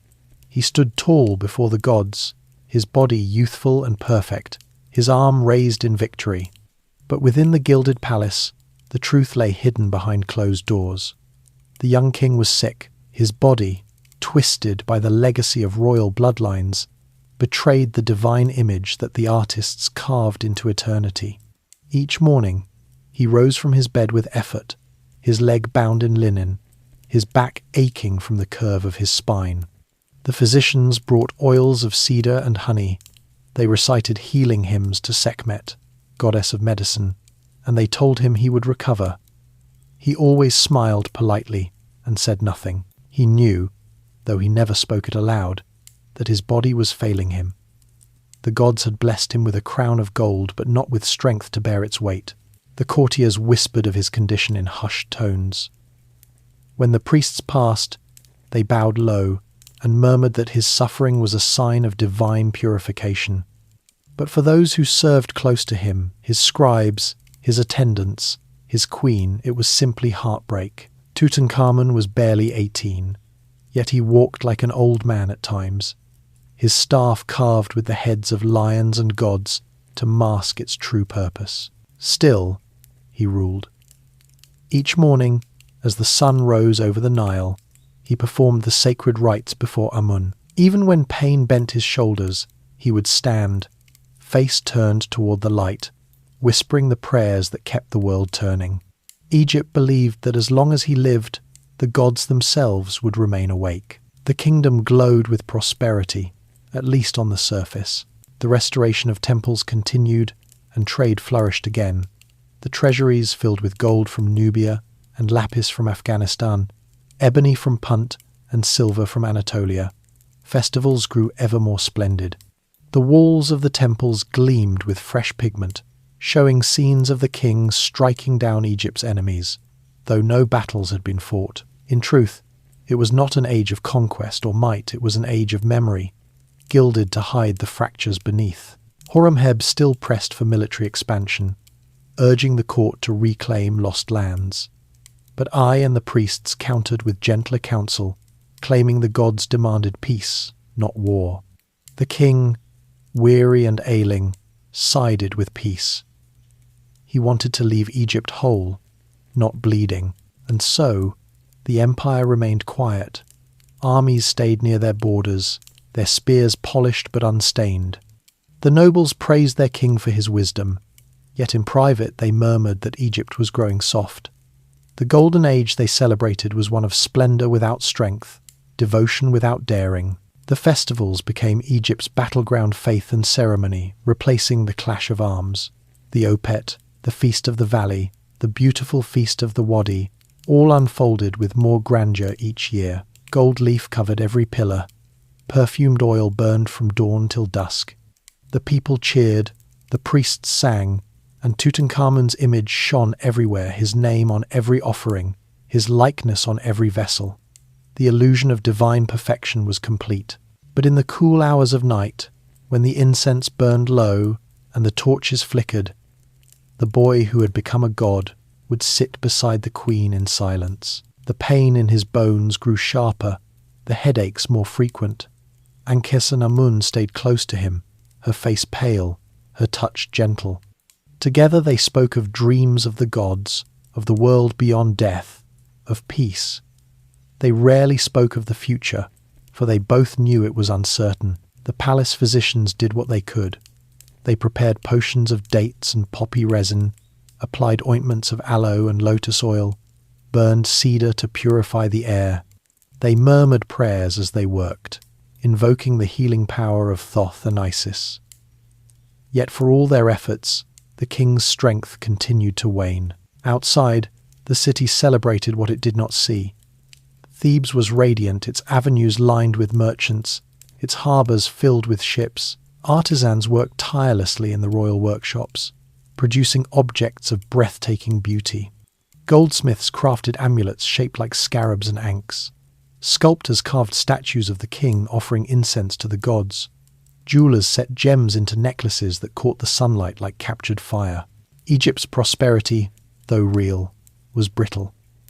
The wealth of the temples drained the treasury. The demands of the priesthood grew insatiable. The priests of Amun, enriched by restoration, now wielded power that rivaled the throne itself. Their influence reached into every corner of life. Even I, who had once balanced their ambition, began to yield to their will. Horemheb, though loyal to the pharaoh, grew increasingly restless. He saw Egypt's armies idle, its young men soft, its generals forgotten. In council, he argued that peace without readiness was weakness. "The gods may sleep content tonight," he said coldly to the gathering. "But what of tomorrow when enemies wake before we do?" The priests ignored him, speaking instead of divine harmony, of the sanctity of rebuilding. The king listened, but said little. His eyes, shadowed by pain, remained calm. To him, Egypt's wounds were too fresh to risk reopening. In truth, Tutankhamun's golden age was not one of triumph, but of reprieve, a fragile pause in the long rhythm of history. The empire rested, inhaling after years of turmoil, unaware that this breath of peace would be its last before darkness returned. Still, the boy king's faith did not falter. When his body could no longer bear the weight of the crown, he ordered a lighter one to be made of gilded wood. When the pain grew severe, he leaned upon his staff and continued the rituals. To the people who glimpsed him from afar, he appeared radiant, untouchable. Only those closest to him saw the truth, the sweat on his brow, the tremor in his hands, the quiet effort behind each motion. The royal artists, ever faithful to illusion, carved his likeness with divine vigor. On the walls of his new temple, he appeared as a conqueror, smiting foreign enemies, his chariot flying across the battlefield. No such wars existed, yet the scenes were painted with conviction. They were not lies, but hopes, the hope that eternity might remember him as he wished to be, not as he was. In the evenings, the palace grew quiet. The music of the court faded, the torches dimmed. Tutankhamun would sit at his writing table, tracing the lines of ancient texts with trembling fingers. He read hymns to Ra and Osiris, poems that spoke of the soul's journey through the afterlife. His favourite lines were from the Litany of the Sun. He rises in peace, he sets in peace, his rays are upon the lands forever. 2. He copied those words himself onto papyrus, his handwriting unsteady but deliberate.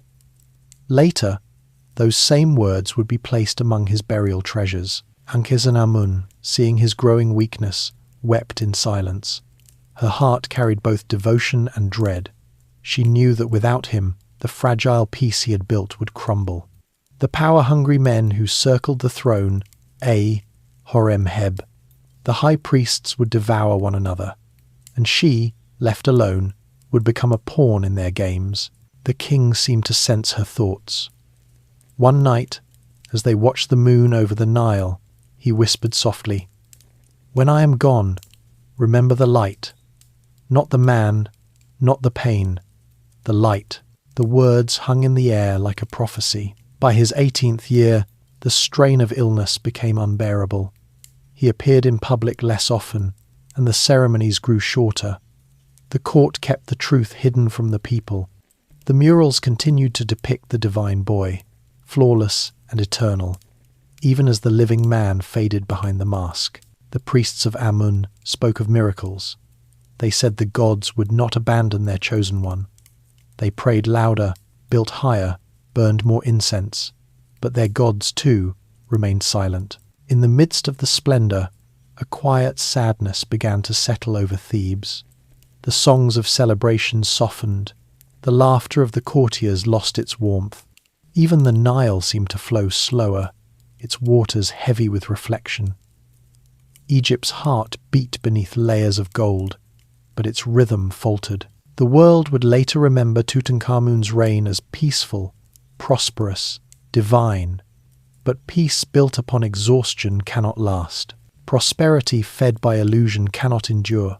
His golden age was a mirage shimmering over the desert, beautiful, fleeting, and doomed to fade with the light that created it. When the sun set over the Valley of the Kings, the horizon glowed like molten bronze. The boy king watched from his palace balcony, the light spilling across his face, the gold of his crown burning with the dying day. Below, the people sang his name, and the sound rose like prayer. But even as it reached him, he closed his eyes, knowing that the age they praised was not golden, but gilded, fragile and fleeting, like the breath of a god already fading from the world. Tutankhamun's health and humanity. The palace at Thebes gleamed like a jewel beneath the sun, but within its cool chambers, the scent of incense and medicine hung heavy. Behind walls painted with images of divine strength, the living god of Egypt lay fragile, mortal, and frail. The boy who had carried the weight of eternity was now a young man of 19, and the body that bore the crown could no longer bear the burden of life. The sickness had come gradually, as though the gods themselves were drawing the light from him grain by grain. What had begun as pain in the leg grew into swelling, weakness, and fever. His bones, thin and bent from birth, throbbed beneath his skin. He suffered from a clubbed foot, his spine curved, and the marrow in his limbs ached as though the blood itself rebelled against its vessel. The royal physicians tended him daily wise men in linen robes who carried bundles of herbs, stones carved with sacred spells, and vials of fragrant oils. They recited the words of Thoth and Sekhmet, invoking divine healing while grinding dried lotus and myrrh into paste. But though their hands were steady and their faith unshaken, the king's strength ebbed like the fading Nile. At first, the court hid the truth. In the great hall of Karnak, his statues still rose high. His likeness still appeared in the daily rituals. Priests painted him in full vigour, his body strong, his arm raised in triumph. To the people, their Pharaoh was divine, eternal, untouched by human frailty. But within the palace walls, those who served closest to him, his queen Ankhesenamun, his scribes, his attendants knew that the living god of Egypt now limped with pain and breathed with effort. Each morning, before dawn, he insisted on rising to perform the offering to Amun-Ra. He would be carried to the temple, seated upon a gilded litter. There, as the first rays of sunlight struck the colossal statues, he would raise his trembling hand and whisper the prayers that kept the world in motion. "Come forth in peace," he murmured. "Shine in peace, rise in glory." The priests bowed deeply. None dared to show pity. Behind the ritual's grandeur was a quiet, relentless endurance. The boy who had restored the gods was now kept alive by faith alone. Yet even as his body failed, his mind remained sharp, clear as the desert air at dawn. He spent long hours listening to the reports of scribes, dictating decrees to aid the poor, ordering food for the workers who rebuilt the temples. His compassion did not weaken with his strength, it deepened. He knew suffering intimately now, and it made him kind. His queen never left his side. Ankhesenamun, still radiant despite grief, tended him with steady devotion. She brushed his hair, washed his hands with water from the Nile, and placed cool cloths on his brow. She refused to let him be hidden away. "The people must see their king," she told the attendants. "Even if the gods test him, he must still rise like the sun." And so, when he could, he appeared before them, supported by his staff, his robe flowing like starlight. The crowds cheered and bowed, seeing only the crown, never the pain beneath it. The palace physicians were tireless. They prescribed rest, though rest was impossible for one who ruled both men and gods. They rubbed his limbs with oils of lotus, poppy, and mandrake, whispering hymns to soothe the body and trick the spirit into calm. The scent of their work clung to the air, a mingling of sweetness and sorrow, the perfume of a man halfway between life and eternity. Outside, the priests declared miracles. They said the king's endurance was proof of divine favour, that each day he lived was a sign that Amun still walked beside him. The temples grew louder with prayer, the offerings more extravagant. Bulls were sacrificed, music filled the courtyards, banners of gold and lapis swayed in the wind. Egypt was praying its king back to health, but the gods remained silent. Tutankhamun's spirit, however, did not fade into despair. He spoke little of pain, though it haunted him. Instead, he spoke of purpose. To his scribes, he dictated words of gratitude to the gods for allowing him to restore balance to the two lands. To his priests, he commanded that the people be told to honour both the gods and the earth, for the river that feeds the fields is also divine. End quote. When he could no longer ride his chariot, he asked that one be placed in his courtyard. There, beneath the open sky, he sat within it as the horses were led in slow circles, their manes catching the light. He smiled faintly, remembering the days when he had raced through the fields, his youth momentarily free from the weight of rule. Those who watched wept quietly. The god-king had become a boy again, longing for the simple wind of his own childhood. In those final months, his thoughts turned increasingly to eternity. He summoned artisans from across Egypt to prepare the sacred objects that would accompany him into the afterlife. Goldsmiths shaped amulets in the form of scarabs, ankhs, and eyes of Horus. Painters gilded wooden shrines with scenes from the Book of the Dead. Scribes inscribed spells upon papyrus to guide his soul through the trials, beyond death, the gates, the demons, the weighing of the heart. He was meticulous in his instructions. "Let my tomb be small," he said softly, "but let my name be pure. I have restored the gods. Let them restore me." His words were written by trembling scribes, preserved on scrolls that would rest forever beside his bones. The Valley of the Kings awaited him, silent and eternal. Its cliffs glowed red in the setting sun, its tombs hidden like stars beneath the sand. The men who carved his resting place worked in secrecy, their chisels whispering against limestone deep underground. By torchlight, they painted the walls with spells of protection, scenes of the king embraced by Anubis, led by Hathor, greeted by Osiris. Though he was still alive, his immortality was already being prepared. Ankhesenamun visited the site once, in disguise. She stood at the entrance, watching as workmen lowered golden shrines into the darkness. She did not cry. She only whispered, "He will live forever." Within the palace, Tutankhamun's world grew smaller. The corridors that once echoed with music and laughter fell quiet. Only the soft footfalls of servants and the murmurs of prayer remained. The queen sat beside him through the nights, the lamplight painting gold across his face. Sometimes he drifted in and out of dreams, visions of his father's city, Akhetaten, and of the forbidden sun. He saw himself walking through its empty courts, the light touching his skin.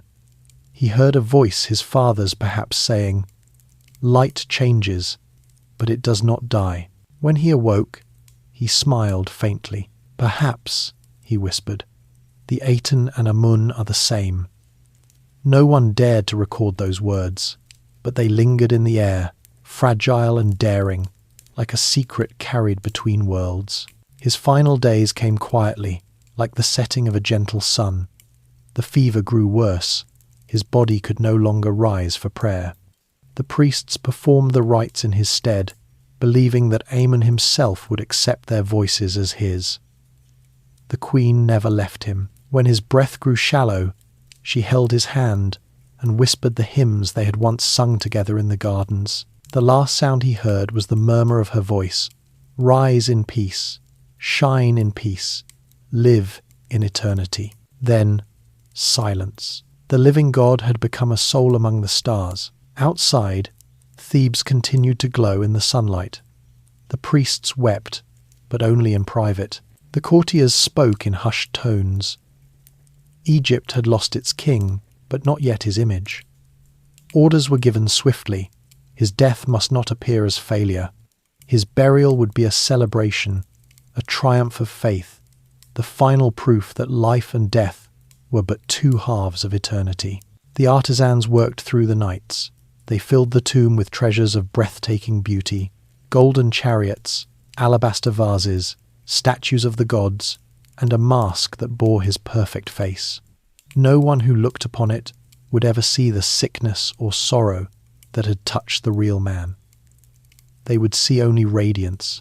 Tutankhamun, the fragile boy who had healed a nation, was gone, but his humanity, hidden behind the gold, would wait for centuries beneath the sand until the world was ready to remember that even a god could bleed. Dreams of eternity. Thebes was draped in silence. The once lively courtyards of the palace, where flutes and drums had echoed during festivals of the gods, now carried only the slow steps of priests and the low murmur of mourning.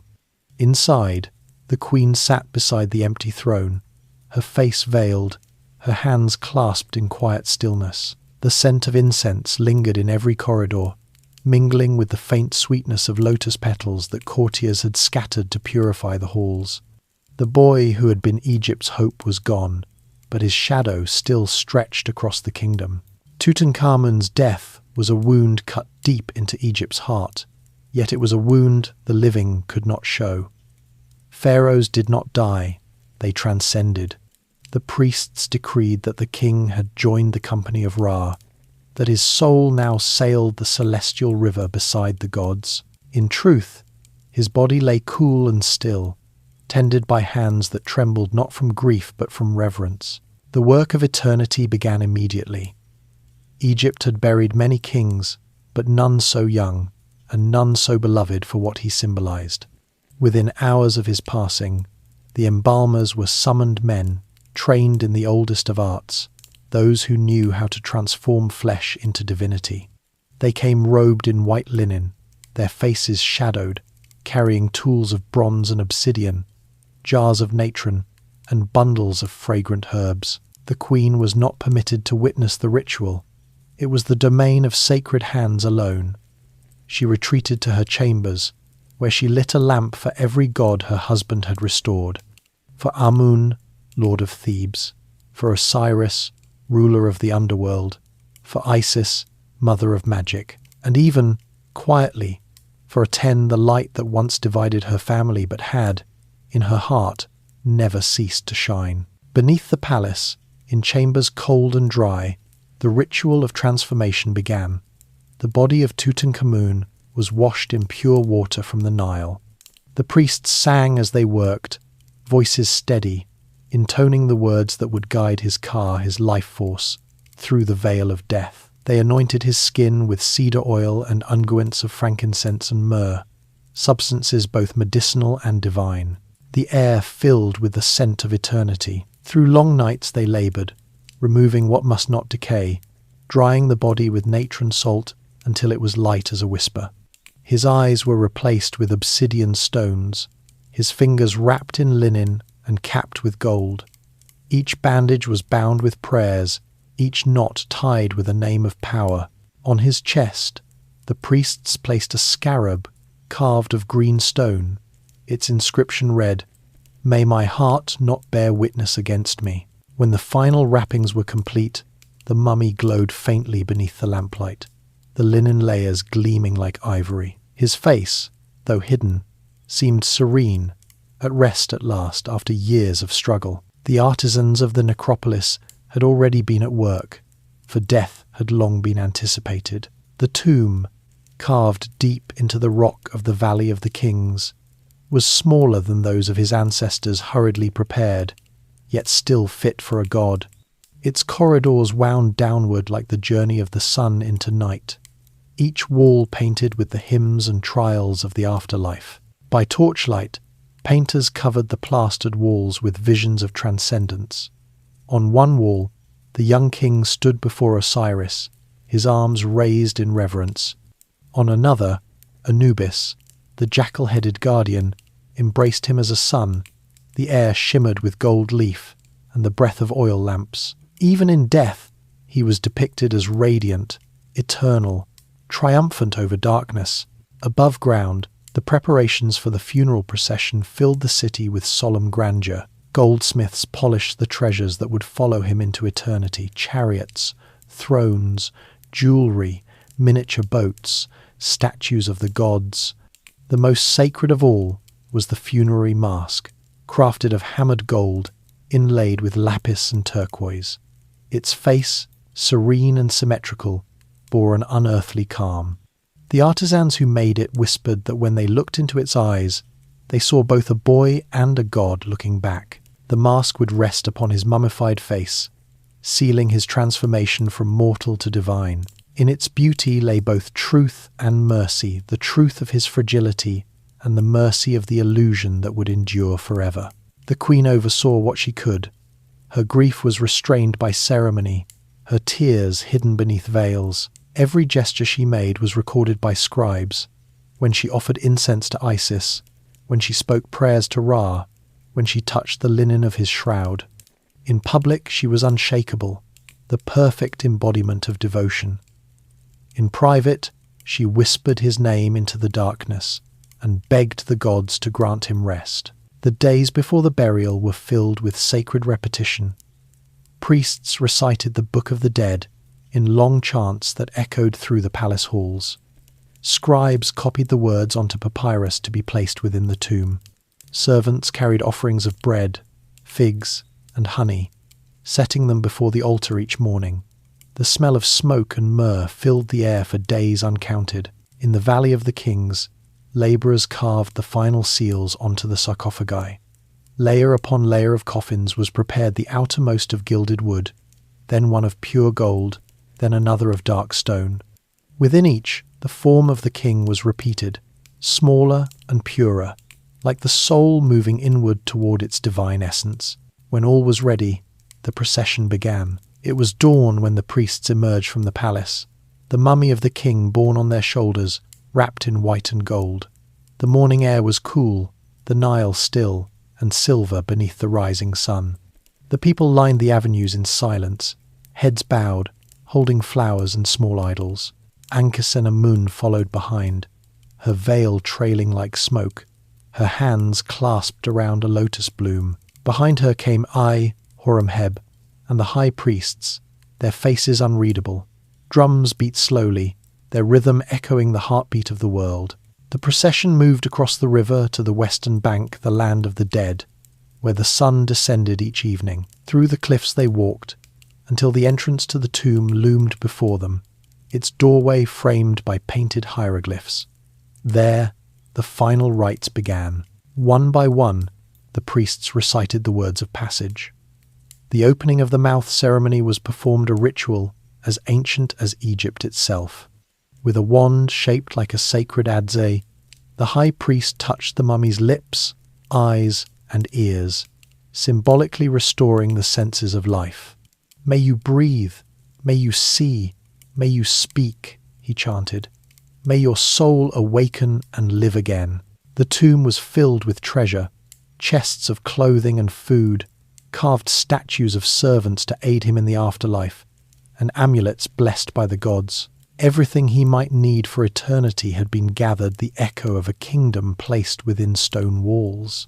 The final moment came quietly. The queen stepped forward, trembling but composed. She knelt beside the sarcophagus, laid her lotus flower upon it, and whispered, "Live in peace, my love. Rise with the sun. Rule among the stars." Her words were soft, but every priest present heard them. They became part of the ritual itself, a final human prayer amid divine order.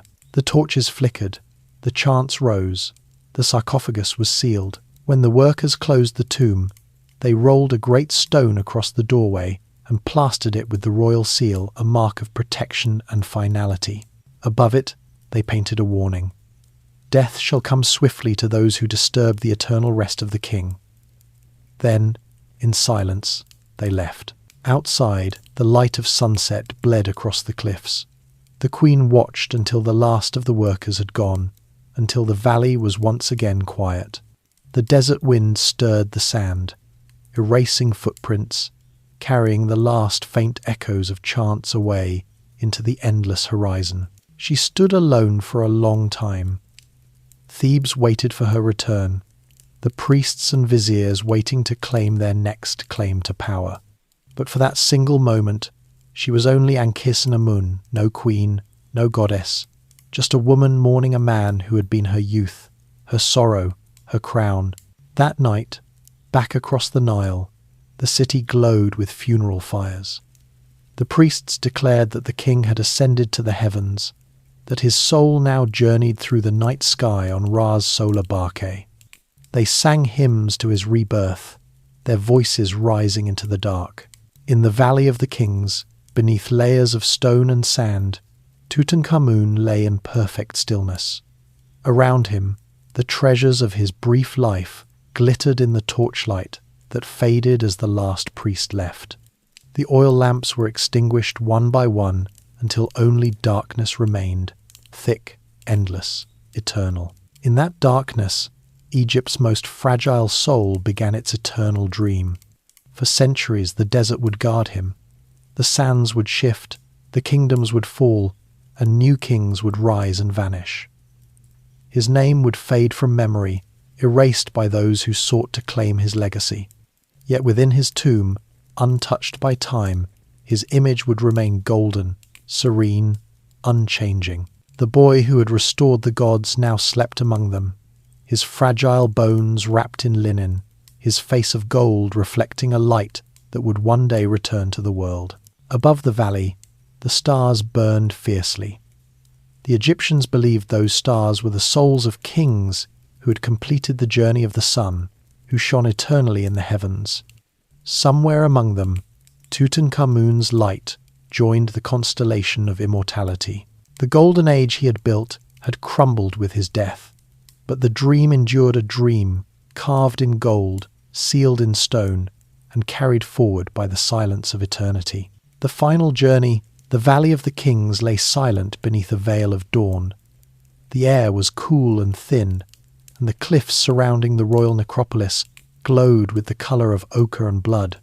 A faint wind stirred the desert sands, whispering softly through the rocks, as if the spirits of ancient kings had come to watch. Beneath the surface, torches flickered, shadows danced across painted walls, and the greatest ritual of Egypt's age was unfolding. Tutankhamun's death had left the kingdom trembling.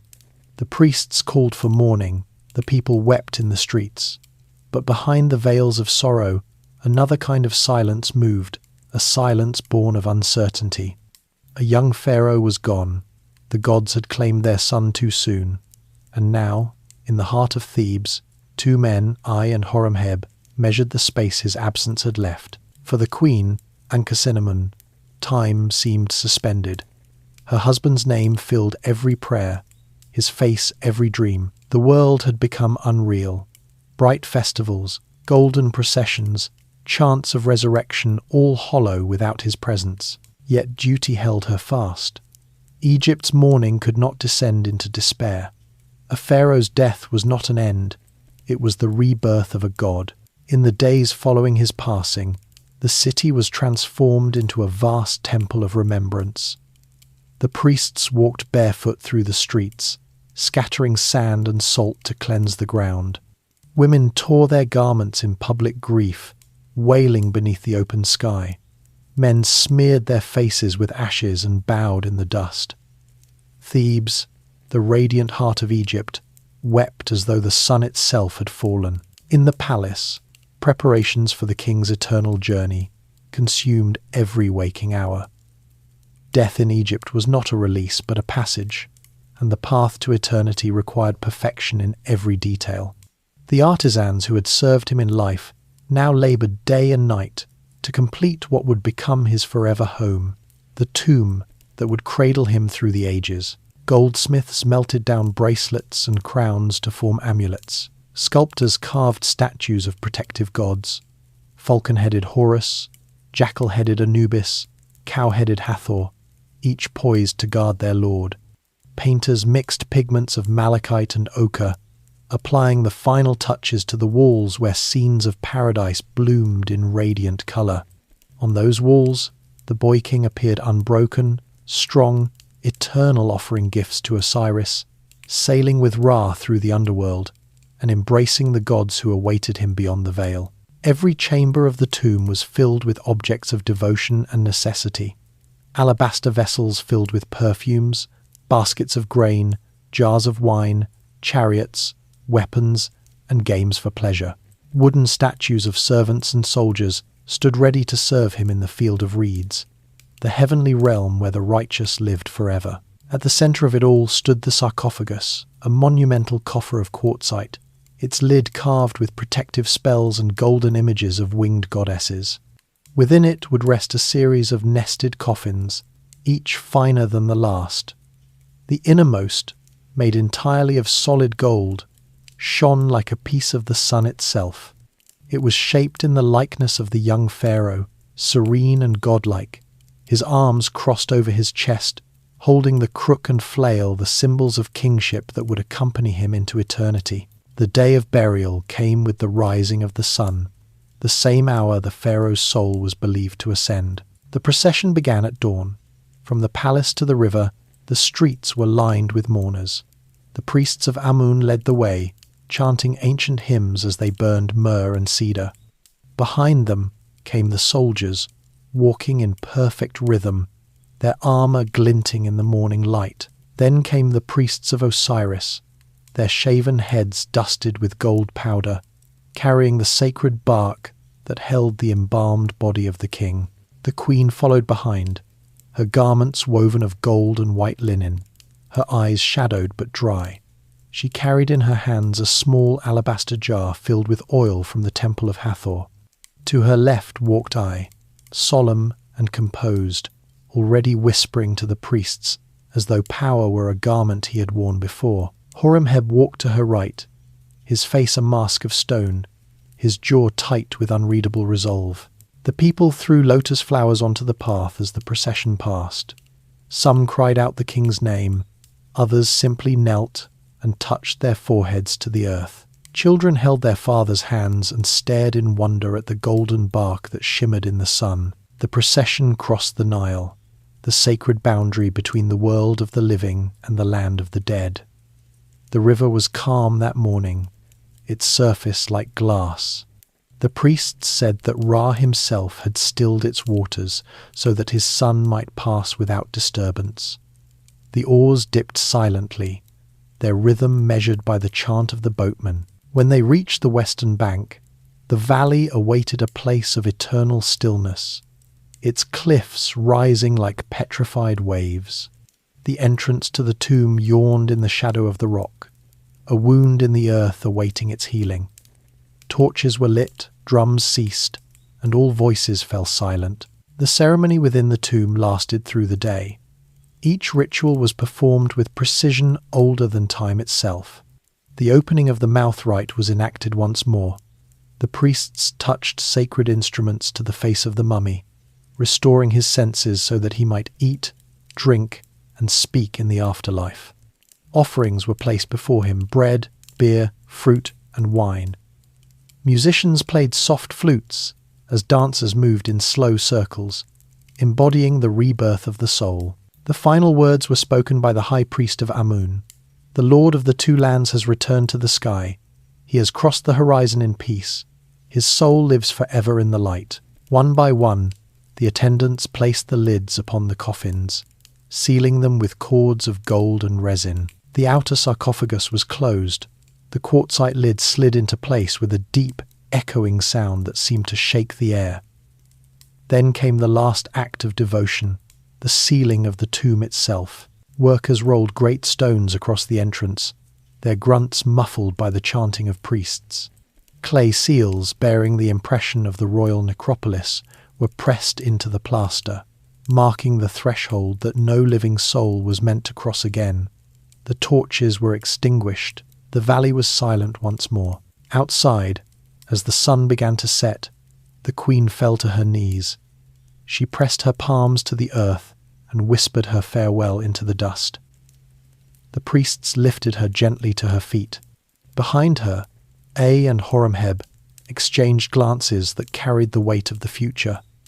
The burial was complete.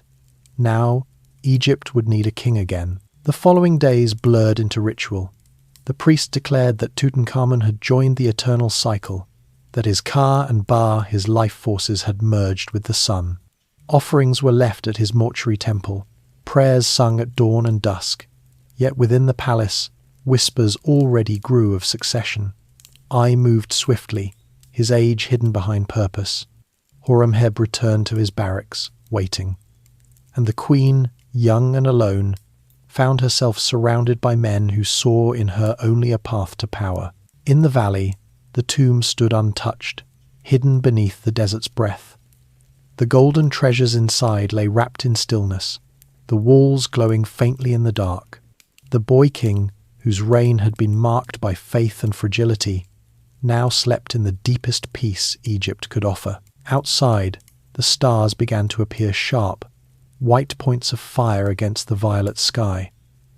The Egyptians believed those stars were the souls of kings who had completed the journey through the underworld. Somewhere among them, Tutankhamun's light joined their ranks, rising eternally with the sun and setting each night into the arms of the gods. Thebes would move on. New rulers would come. New temples would rise.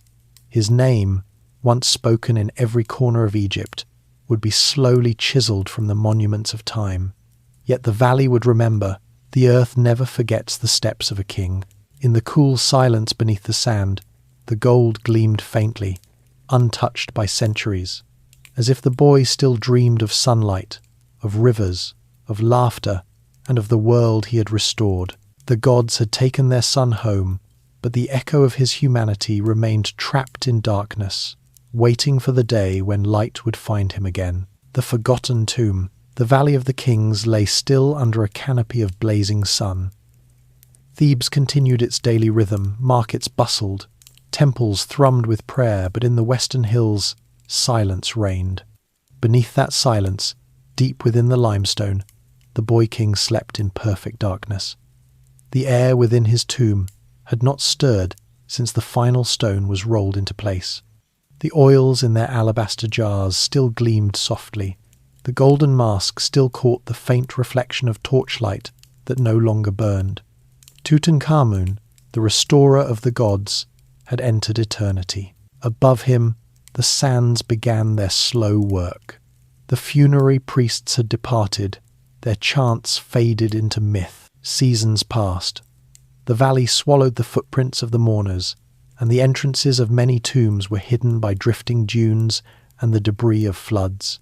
What had once been a necropolis of kings became a barren field of stone. Only the cries of desert hawks echoed among the cliffs, as if the souls of the dead sang through them. After Tutankhamun's burial, the court in Thebes changed with unsettling speed. I, the old vizier, ascended the throne, taking the double crown of Egypt for himself. To the people, he was the continuation of divine order, a father figure who had guided the young pharaoh's reign. But within the palace, whispers spoke a different truth. I had seized the throne through ritual rather than right. The queen, Ankhesenamun, was left trapped between duty and survival. In the months after her husband's death, she was seen rarely in public. Rumours spread that she had sent desperate letters to foreign courts, one to the Hittite king Suppiluliuma, begging him to send a son to marry her. "Never shall I choose a servant of mine to make him my husband," she had allegedly written. "Send me one of your sons, and he shall become king of Egypt." Such a plea, if true, was an act of desperation almost unthinkable for an Egyptian queen. It revealed the depth of her isolation. The letter reached the Hittites, who hesitated but then agreed to send a prince. Yet before the prince could arrive in Thebes, he was killed, perhaps ambushed at the border, perhaps silenced by those who feared what his coming would mean. The sands of history never revealed by whose hand he died. But after that, the letters ceased, and the queen vanished from record. Some said she was forced to marry A. Others whispered that she met a quieter fate. Her name was erased from the monuments, her likeness replaced with another's. The court moved forward, the world forgetting the boy who had ruled between gods and mortals. Horemheb, once general, later became king after A's death. His rule brought new order, new ambition, and new erasures.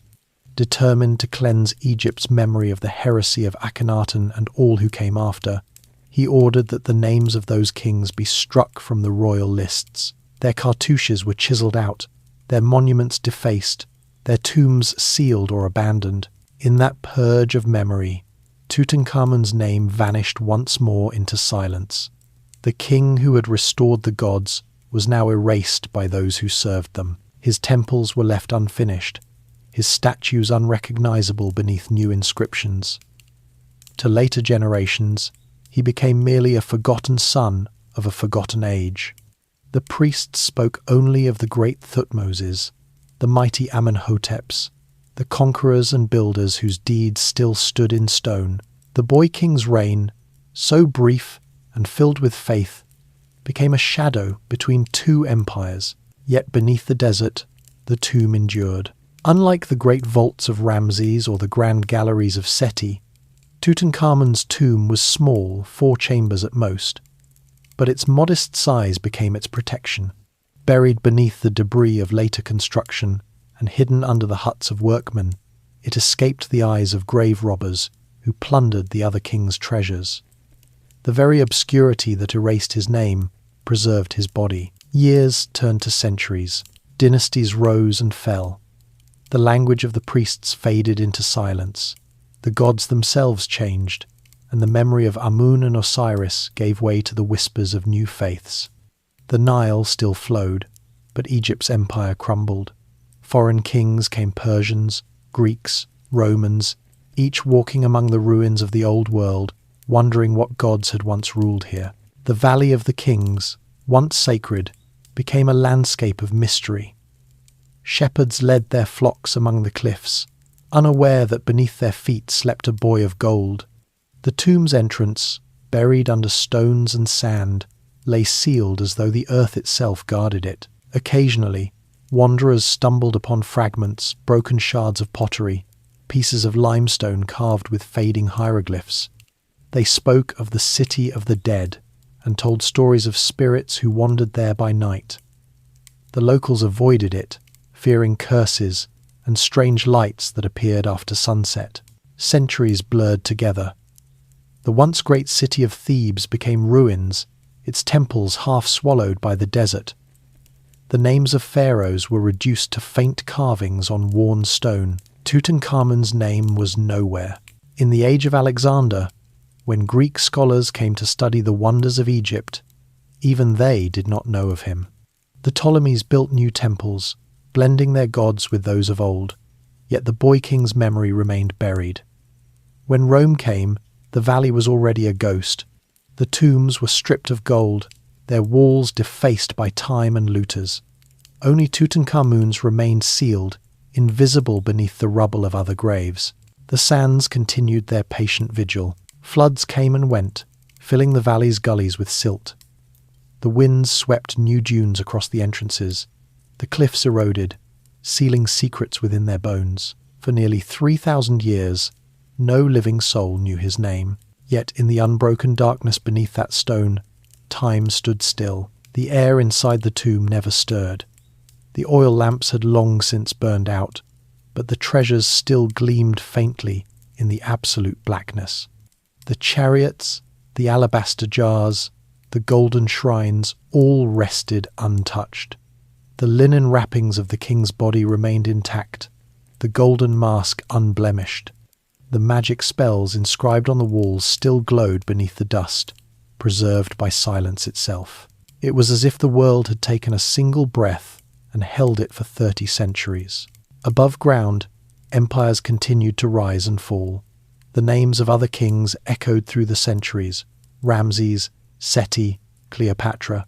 But Tutankhamun's name did not return to the living. Even the priests who once sang his hymns were dust, their tongues forgotten. Then, far in the future, the world changed again. The time of mummified gods and sacred sons had passed. Scholars from distant lands came to Egypt, not as conquerors but as seekers. The 19th century dawned a new age of curiosity, of exploration, of rediscovery. The ancient land stirred once more under the footsteps of strangers. They came with shovels and notebooks instead of prayers, men from England, France, and Italy, who sought the stories buried beneath the desert. They walked through the Valley of the Kings, measuring, digging, studying the ruins of tombs whose names they could barely pronounce. They found the great sepulchres of Ramses and Thutmose, the colossal sarcophagi of Seti, the shattered remains of those who once ruled the world. But one mystery lingered: the boy king whose cartouche had been found on small relics scattered throughout the valley Tutankhamun. For decades, they searched in vain. The valley yielded only fragments, as though the desert itself refused to surrender its secret. But somewhere beneath the sand, hidden beneath debris and forgotten huts, the tomb waited. The forgotten pharaoh, erased from history, had become a secret guarded by eternity. His name had once been spoken with reverence, then with silence, and finally, not at all. Yet time has its own will. What is buried in darkness waits for the day it will see light again. The desert, indifferent and eternal, watched as men with maps and lanterns drew closer each year. The cliffs whispered in the hot wind, the same wind that had once carried the hymns of Amun. Somewhere deep beneath that ancient dust, gold still gleamed. The boy king slept, his dream unbroken, waiting for the sound of footsteps that would one day disturb his perfect silence and wake the memory of Egypt itself. The valley sleeps, centuries folded into dust. The desert swallowed kingdoms, swallowed roads, swallowed the very names of gods once sung in the temples of Thebes. The Valley of the Kings lay mute, a wound of stone in the earth's surface, its entrances choked with rubble, its secrets sealed by time. The air itself seemed to forget the sound of human voices. The golden Pharaoh who had ruled for less than a decade, the boy whose hands had once lifted offerings to Amun, slept undisturbed. His tomb, small, unassuming, lost beneath the debris of greater kings, had become invisible even to memory. Thebes, once the radiant heart of the two lands, crumbled into ruin. Columns toppled, statues cracked. The temples of Karnak and Luxor were buried halfway in their own shadows. Farmers ploughed the soil where priests had once walked barefoot in procession. The sacred lake where queens once bathed was reduced to reeds and stagnant pools. The songs of Egypt were silenced, replaced by the sigh of desert wind. When the Greeks came, they marvelled at what they called the works of the ancients. To them, Egypt's gods were myths, its tombs curiosities. The boy king's name had already vanished from history. Even the priests of later dynasties, those who whispered the lineage of Ra's sons, could no longer recite Tutankhamun's cartouche. His story was gone, buried not only beneath rock, but beneath centuries of forgetting. The Romans followed. They took the statues and left their own markings on the stone, Latin names scratched beside hieroglyphs.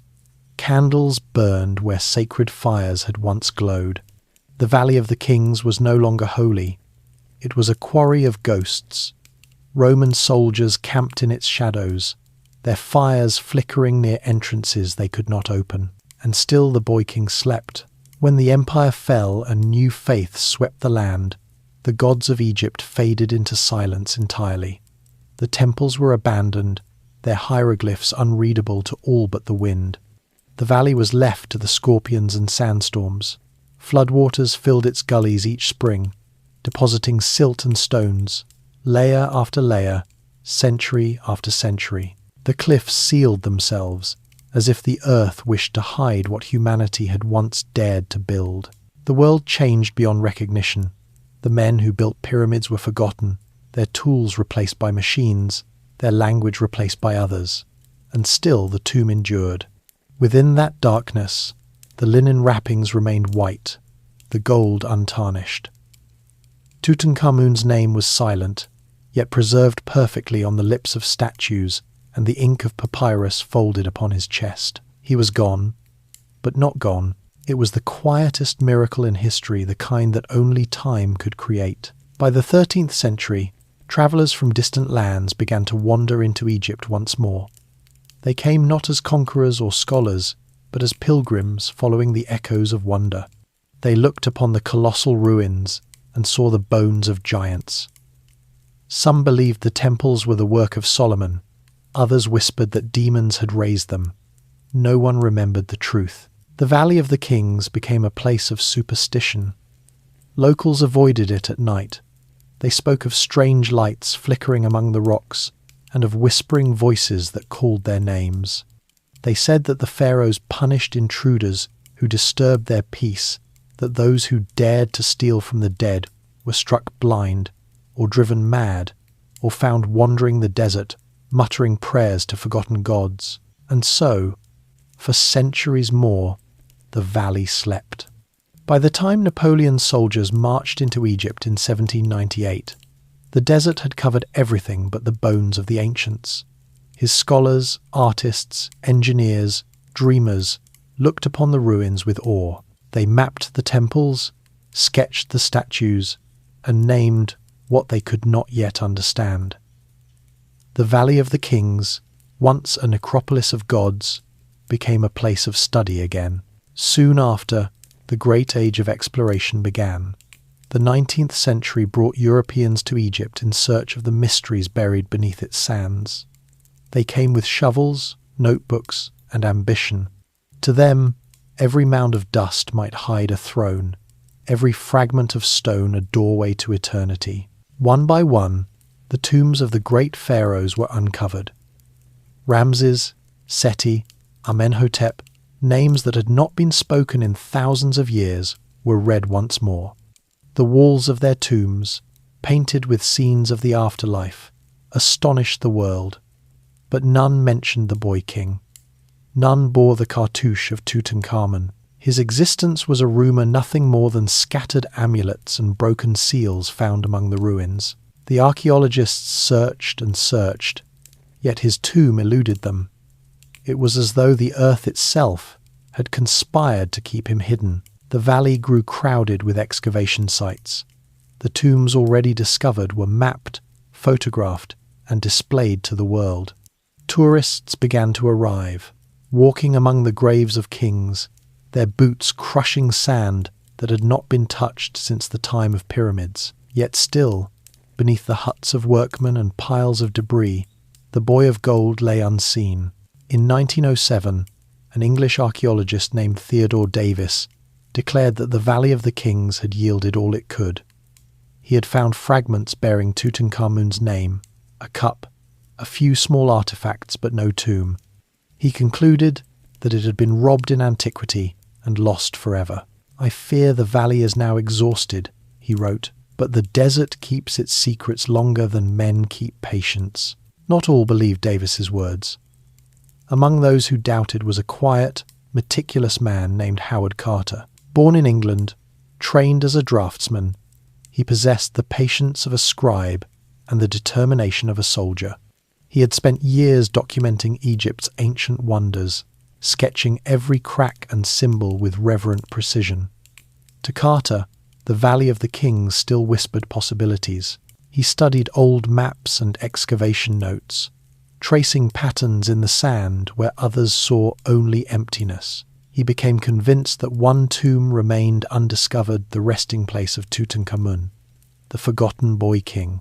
He could not explain why he believed it, only that the clues were there: the broken seals, the misplaced artifacts, the faint trail of history's hand. Year after year, he searched, enduring failure after failure. The valley yielded pottery shards, the remains of huts, the ruins of other excavations, but no tomb. His patron, Lord Carnarvon, a wealthy Englishman drawn to adventure, funded the work, but began to lose faith.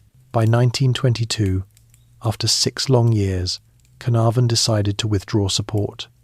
Carter pleaded for one more season, one final chance. "If I do not find anything," he said quietly, "I will dig no more." The valley, ancient and indifferent, waited. That November, Carter returned to the site with his small team. They began to clear a patch of ground near the tomb of Ramses VI, an area so cluttered with debris that most had dismissed it as hopeless. For days they worked beneath the relentless sun, their shovels scraping stone, their sweat darkening the sand. Then, on the morning of November 4th, a worker uncovered the edge of a step cut into the rock. Carter knelt beside it. He brushed away the dust with his hands. The step led downward into darkness. Beneath the debris, he found another step and another. The outline of a sealed doorway began to appear. The marks upon the plaster bore a royal cartouche, Tutankhamun. After more than 3,000 years, the valley exhaled. The boy king, hidden from history, was about to awaken. The desert was silent, but something seemed to stir beneath it, a memory, a presence, an echo of the world's oldest dream. For the first time since the torches had been extinguished in his burial chamber, light would soon touch the face of the Golden King. The Valley of the Kings, asleep for millennia, was ready to open its eyes. The age of discovery. The year was 1922, and the desert of Thebes seemed to shimmer with heat and prophecy. For centuries, the Valley of the Kings had held its silence, keeping the secret of a forgotten pharaoh beneath the unblinking sun. Archaeologists had come and gone, brushing away sand, cataloguing fragments, claiming triumphs that the wind soon reclaimed. But on one November morning, a soft scrape of metal against stone changed the course of history forever. Howard Carter knelt in the sand. His face was darkened by sun and patience, his fingers trembling slightly as he brushed the dust from a set of descending steps. For years he had searched this ground, guided by little more than intuition and the faintest trail of clues. A fragment of pottery bearing Tutankhamun's name, a few seals found near the tomb of Ramses VI. Others had laughed at his obsession, but Carter had remained certain. Somewhere beneath the rubble of centuries, the boy king waited. As his workers cleared the debris, more steps appeared, 13 in all, leading downward into shadow. At the base, Carter saw a doorway sealed with plaster. Across its surface, faint impressions of a jackal and 9 bound captives were visible, the insignia of the royal necropolis, the mark of protection, and just above them, in delicate hieroglyphs, the name that had been erased from history for more than 3,000 years, Tutankhamun. The air was still. The workers exchanged nervous glances. Carter's heart pounded. He had found it the tomb of the forgotten king. He ordered the entrance covered and sent an urgent message to his patron, Lord Carnarvon, in England. At last have made wonderful discovery in valley. A magnificent tomb with seals intact. Recovered. Same for your arrival. Congratulations. The valley waited once again, holding its breath for the moment the world would open the door to eternity. Weeks passed. Carter stood guard over the site, sleeping in a tent beside the sealed staircase. He knew what the sands could do, how they could swallow everything in a single storm, how grave robbers could appear overnight like shadows. But the tomb remained untouched. On November 23, Lord Carnarvon arrived, weary from travel, yet electrified by anticipation. Together they descended the steps, their lanterns flickering against the ancient plaster. Carter knelt again and chipped away a small hole in the upper corner of the doorway. The air that escaped was dry, cold, and still the breath of a world untouched since 1323 BCE. He raised a candle, peering through the gap. At first, he could see nothing. Then, as his eyes adjusted, shapes emerged from the gloom, golden statues, gilded couches shaped like lions and serpents, strange beasts glinting beneath the dust of ages. The light flickered, and the room seemed to come alive. "Can you see anything?" Carnarvon whispered. Carter stared through the hole, his voice unsteady. "Yes," he murmured. "Wonderful things." The words would become immortal. Carefully, they widened the hole and stepped through. Their boots crunched upon the ancient floor, leaving the first human footprints inside the tomb since the priests of the 18th dynasty had sealed it. Around them stretched treasures beyond imagination, chariots gilded with gold leaf, carved boxes inlaid with ivory, statues of gods and guardians, thrones, jewelry, and lamps shaped like lotus blossoms. Everything glowed with the colour of eternity. But the most extraordinary sight was a second sealed doorway at the far end of the chamber. Behind it, Carter knew, must lie the burial chamber, the true heart of the tomb. He did not break it open immediately. The discovery had to be recorded with care. For days, he and his team worked meticulously, cataloguing every artifact, photographing each corner, drawing maps and notes. Word spread quickly. The Valley of the Kings, long forgotten, was suddenly alive with excitement. Reporters, officials, and tourists flocked to Luxor. Egypt, the ancient mother of civilizations, had awakened the world's imagination once more. When the second doorway was finally opened in February of 1923, Carter and Carnarvon entered the burial chamber itself. The moment was almost sacred. Inside stood a massive gilded shrine that filled the room wall to wall. It was covered in scenes of the king's journey to the afterlife, his meeting with Osiris, his rebirth among the stars. Within that shrine were 4 nested boxes, each smaller and finer than the last. At the core of them lay the sarcophagus, carved of quartzite, its lid bearing the serene face of Tutankhamun. As the team removed the layers one by one, the sheer craftsmanship stunned them. Each coffin was more exquisite than the last, gold, lapis, carnelian, and turquoise glowing in the dim light. The final coffin was pure gold, smooth and flawless, its surface engraved with protective spells and symbols of eternal life. Inside, wrapped in linen, lay the mummified body of the boy who had been forgotten for 30 centuries. His face was hidden beneath a golden mask of almost supernatural beauty. When Carter finally lifted that mask, the air in the room seemed to stop. The eyes, inlaid with quartz and obsidian, stared back with calm divinity. The lips curved in a faint smile, the same smile carved into his statues, the same serenity depicted in every painting. In that moment, the dead king looked alive again. The treasures were catalogued slowly and carefully. The burial chamber contained more than 5,000 objects, each one a whisper from the ancient world. Miniature boats for the voyage to the afterlife, weapons for protection, clothing folded as though waiting for use, and toys that might once have belonged to a child. It was a time capsule of a life interrupted, a mirror of Egypt's soul. Outside, the world could hardly contain its fascination. Newspapers declared it the greatest discovery in history. Egyptologists from every nation arrived to study the find. Poets wrote of resurrection, of gods and golden light. For a moment, humanity felt it had glimpsed immortality. But amid the triumph, rumours began to circulate stories of curses, of vengeance from beyond the grave.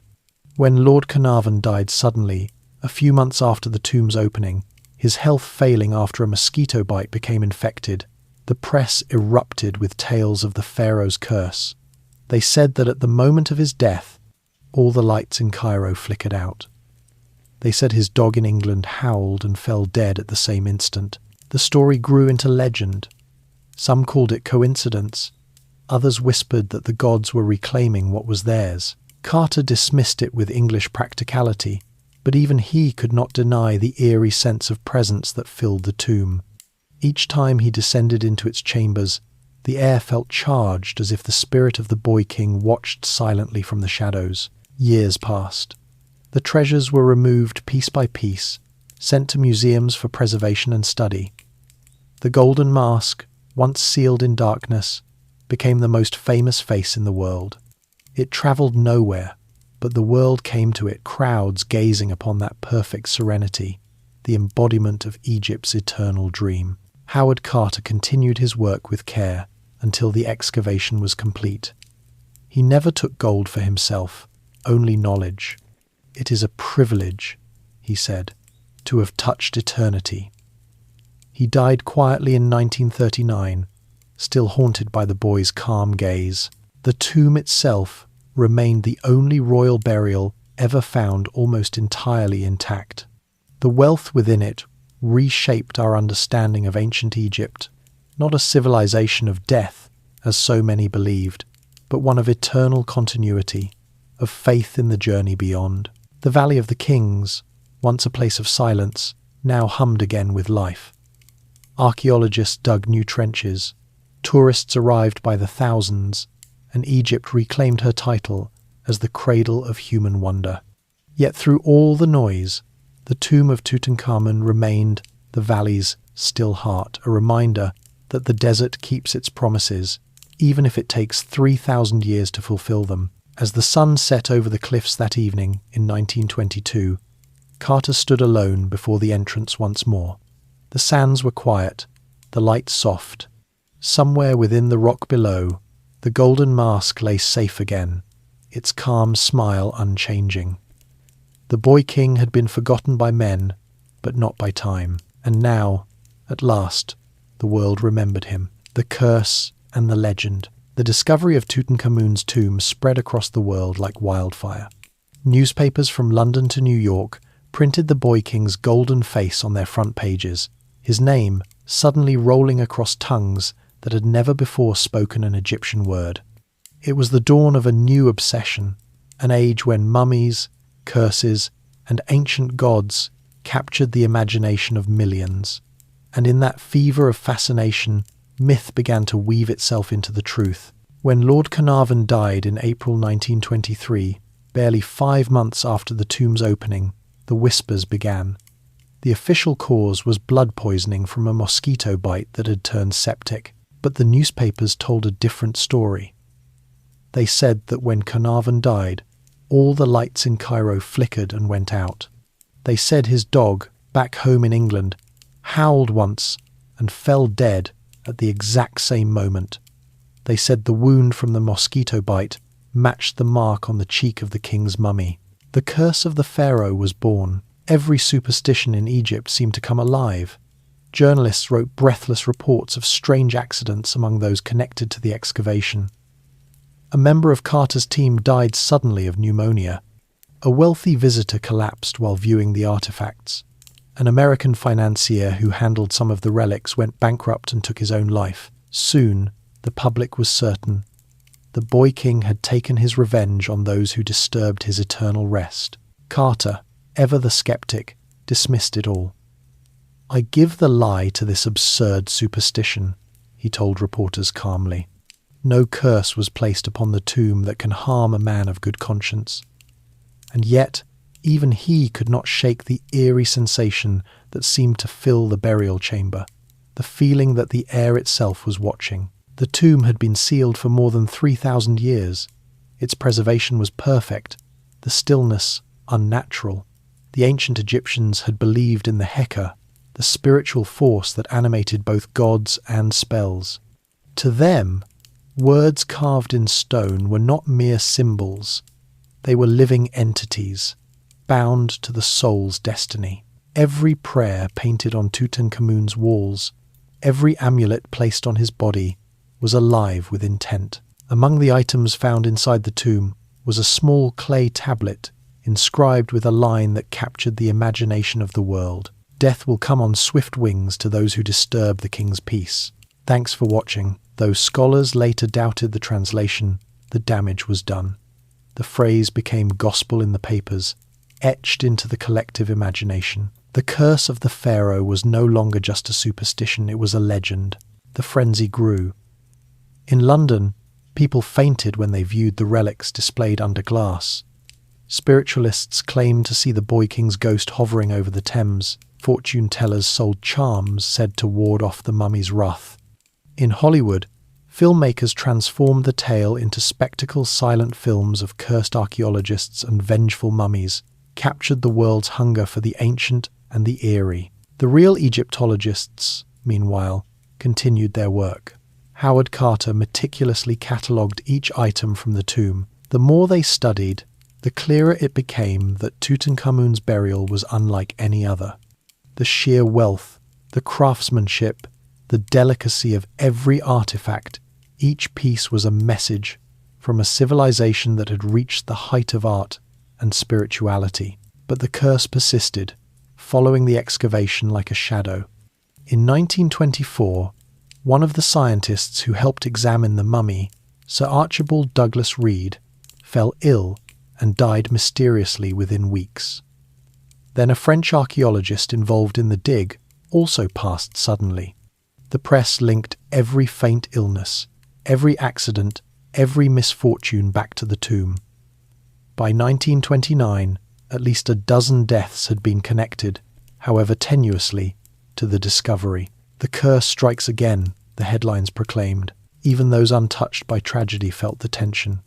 Carter himself, though outwardly calm, began to work more quietly, more privately. He became protective, almost possessive, of the tomb's contents. He argued with officials, fought for preservation standards, and often spent nights alone in the valley, sitting beside the sealed chamber under the stars. It was said that he would sometimes pause and listen, as if expecting to hear something from below. The desert, so silent and vast, seemed to hum faintly after sunset. Wind whispered through the cliffs, and the sands shifted in patterns that might have been mistaken for voices. The legend grew beyond his control. The curse had become part of the myth of Tutankhamun himself, a reminder that Egypt's gods did not forget. Yet behind the sensational stories, a quieter truth remained. The Egyptians had never viewed their tombs as prisons of wrath. They were bridges between worlds, portals where the living could honor the dead. The so-called curse was not vengeance, but protection, a plea for reverence. The boy king had not risen to strike down intruders. He had simply waited, as all the pharaohs did, for those worthy enough to look upon his memory. Still, fear and fascination intertwined. Tourists flocked to the Valley of the Kings, eager to see the place of mystery. Guides whispered stories of shadowy figures, of strange lights in the night, of workers who refused to labor near the tomb after dark. Some swore they saw the faint outline of a boy in gold wandering through the cliffs, his eyes like twin stars. Howard Carter continued his work until 1932, long after the excitement had waned. The excavation had yielded over 5,000 artifacts, each one meticulously recorded and preserved. When the final crate was sent to the Egyptian Museum in Cairo, he closed the tomb's doors once more and stood silently before them.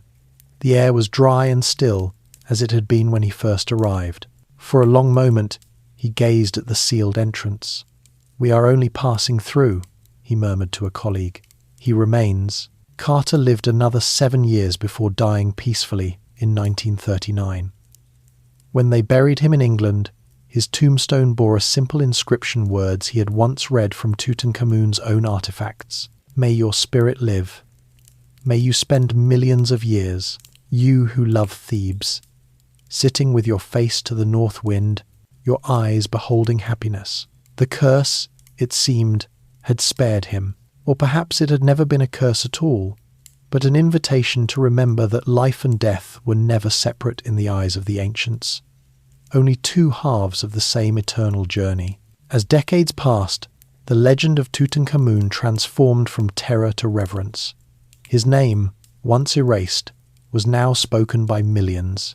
His face, once hidden in the dark, became one of the most recognized in the world. The golden mask stood as a symbol of Egypt itself, mystery, beauty, immortality. The so-called curse had done its work. It had made the world look and remember. And through the myths and misunderstandings, the truth endured that a boy, dead at 19, had achieved what no conqueror ever could. He had conquered time itself. The immortal king. The 20th century moved forward, carrying Tutankhamun with it no longer as a forgotten pharaoh, but as a symbol of wonder, beauty, and the eternal pull of history. His tomb, carved deep into the limestone of the Valley of the Kings, had outlasted empires and outlived its own language. The world, once unaware of his name, now spoke it with awe. The boy who had ruled for less than a decade became, in death, the most famous monarch the earth had ever known. The Egyptian Museum in Cairo became his second temple. Behind glass, the treasures from his tomb glimmered beneath soft light. Golden shrines, inlaid jewelry, the alabaster canopic chest that once guarded his organs, the lotus-shaped lamps that symbolized rebirth. And at the center of them all, the mask, his immortal face. Visitors stood before it in silence, their reflections flickering upon its surface. The mask was not merely gold, it was something beyond metal, beyond art.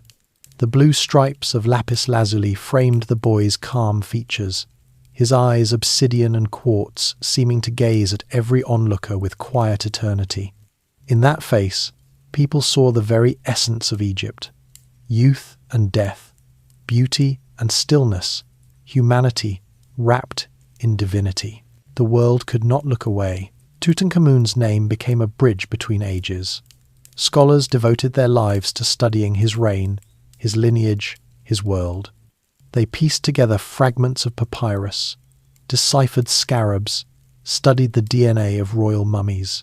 Slowly, the young king's life began to take shape again, not as legend, but as truth. He was not a conqueror, not a builder of pyramids, but something gentler and more tragic, a healer in a broken age, a boy who restored gods his father had cast aside. The art from his tomb showed him tender and human hunting birds in the marshes, riding his chariot, sitting beside his queen as she offered him flowers. These were not the images of an all-powerful god, but of a boy loved deeply and mourned greatly. As the years passed, the treasures travelled. In 1961, for the first time, the Egyptian government allowed some of Tutankhamun's relics to leave their homeland. They crossed oceans in carefully guarded crates, bound for the museums of Europe and America. The Treasures of Tutankhamun exhibition became a pilgrimage for millions.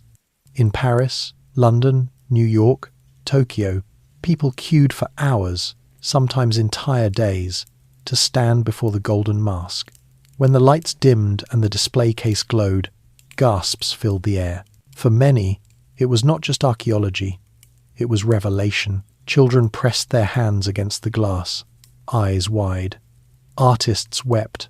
Writers found new faith in the endurance of beauty. The face of the boy king became an emblem of immortality in an age obsessed with decay. Wherever the mask went, silence followed a hush, so deep it seemed to come from the tomb itself. But Egypt, too, began to reclaim him not as a treasure for the world, but as a son returning home. The Egyptian people, long denied ownership of their own past by colonial powers, saw in Tutankhamun something sacred. His story was theirs, a tale of loss and endurance, of resurrection after centuries of silence. In the 1,970 seconds, as the exhibition travelled the globe, it carried with it the pride of a nation reborn. The mask was not merely art, it was the face of Egypt's soul. And still, the myth of the curse lingered. Wherever the exhibition went, newspapers resurrected the old stories.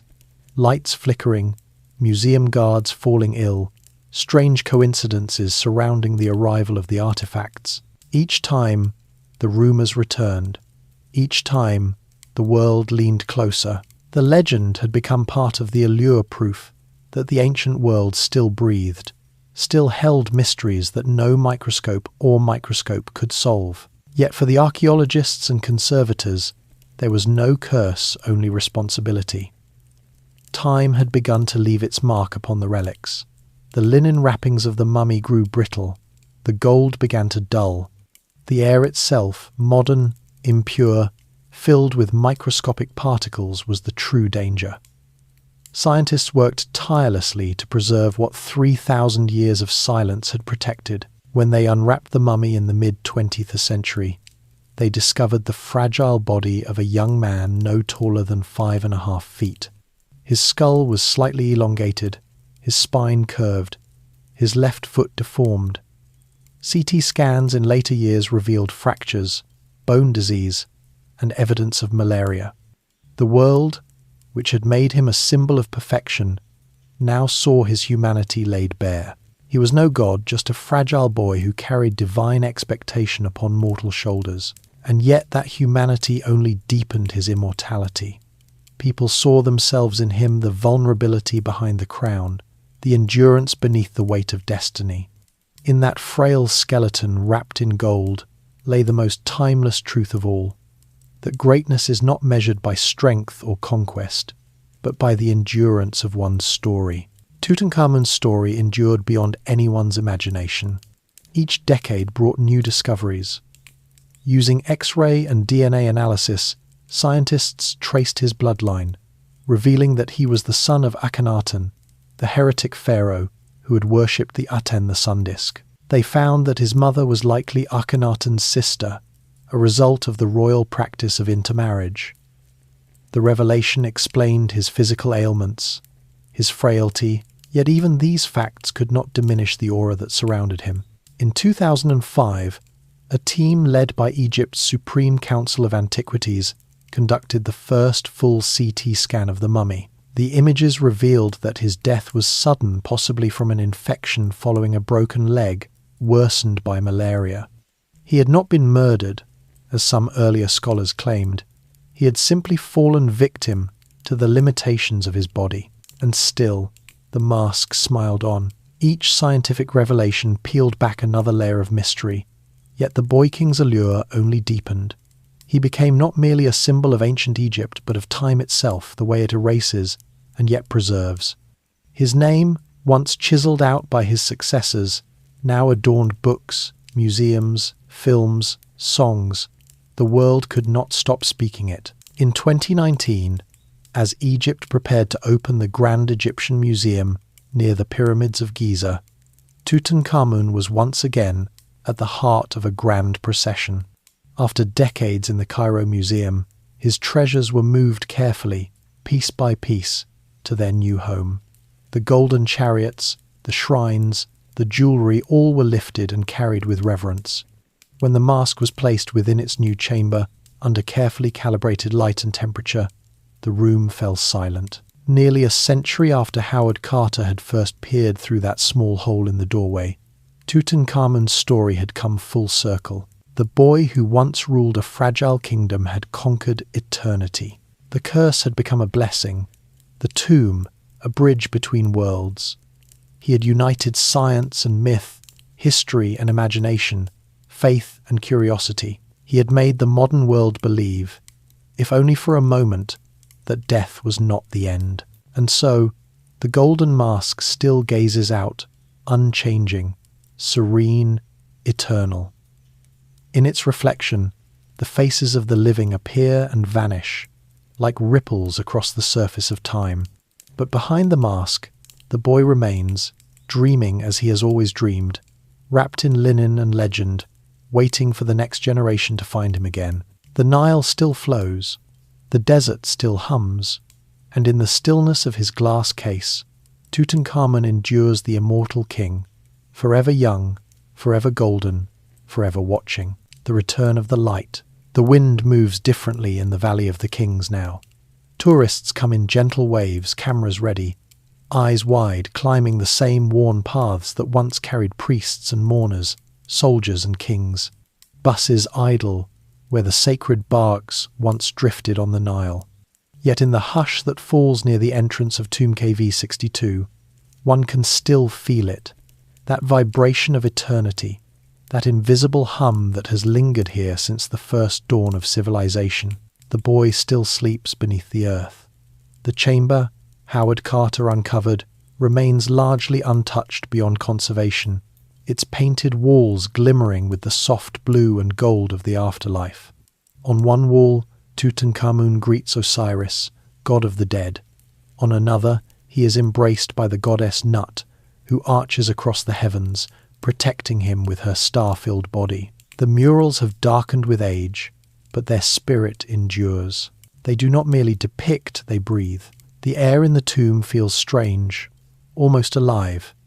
It is cooler than the desert above, scented faintly with dust and stone. Visitors walk in reverent silence, their voices swallowed by the narrow walls. Some whisper, though they do not know why. They say the eyes on the painted figures seem to follow them as they pass. No matter how much the world changes, how many satellites orbit the earth, how many screens light up our nights, the presence of this place remains immune to time. The boy who was once forgotten now receives more visitors than any pharaoh who ever lived.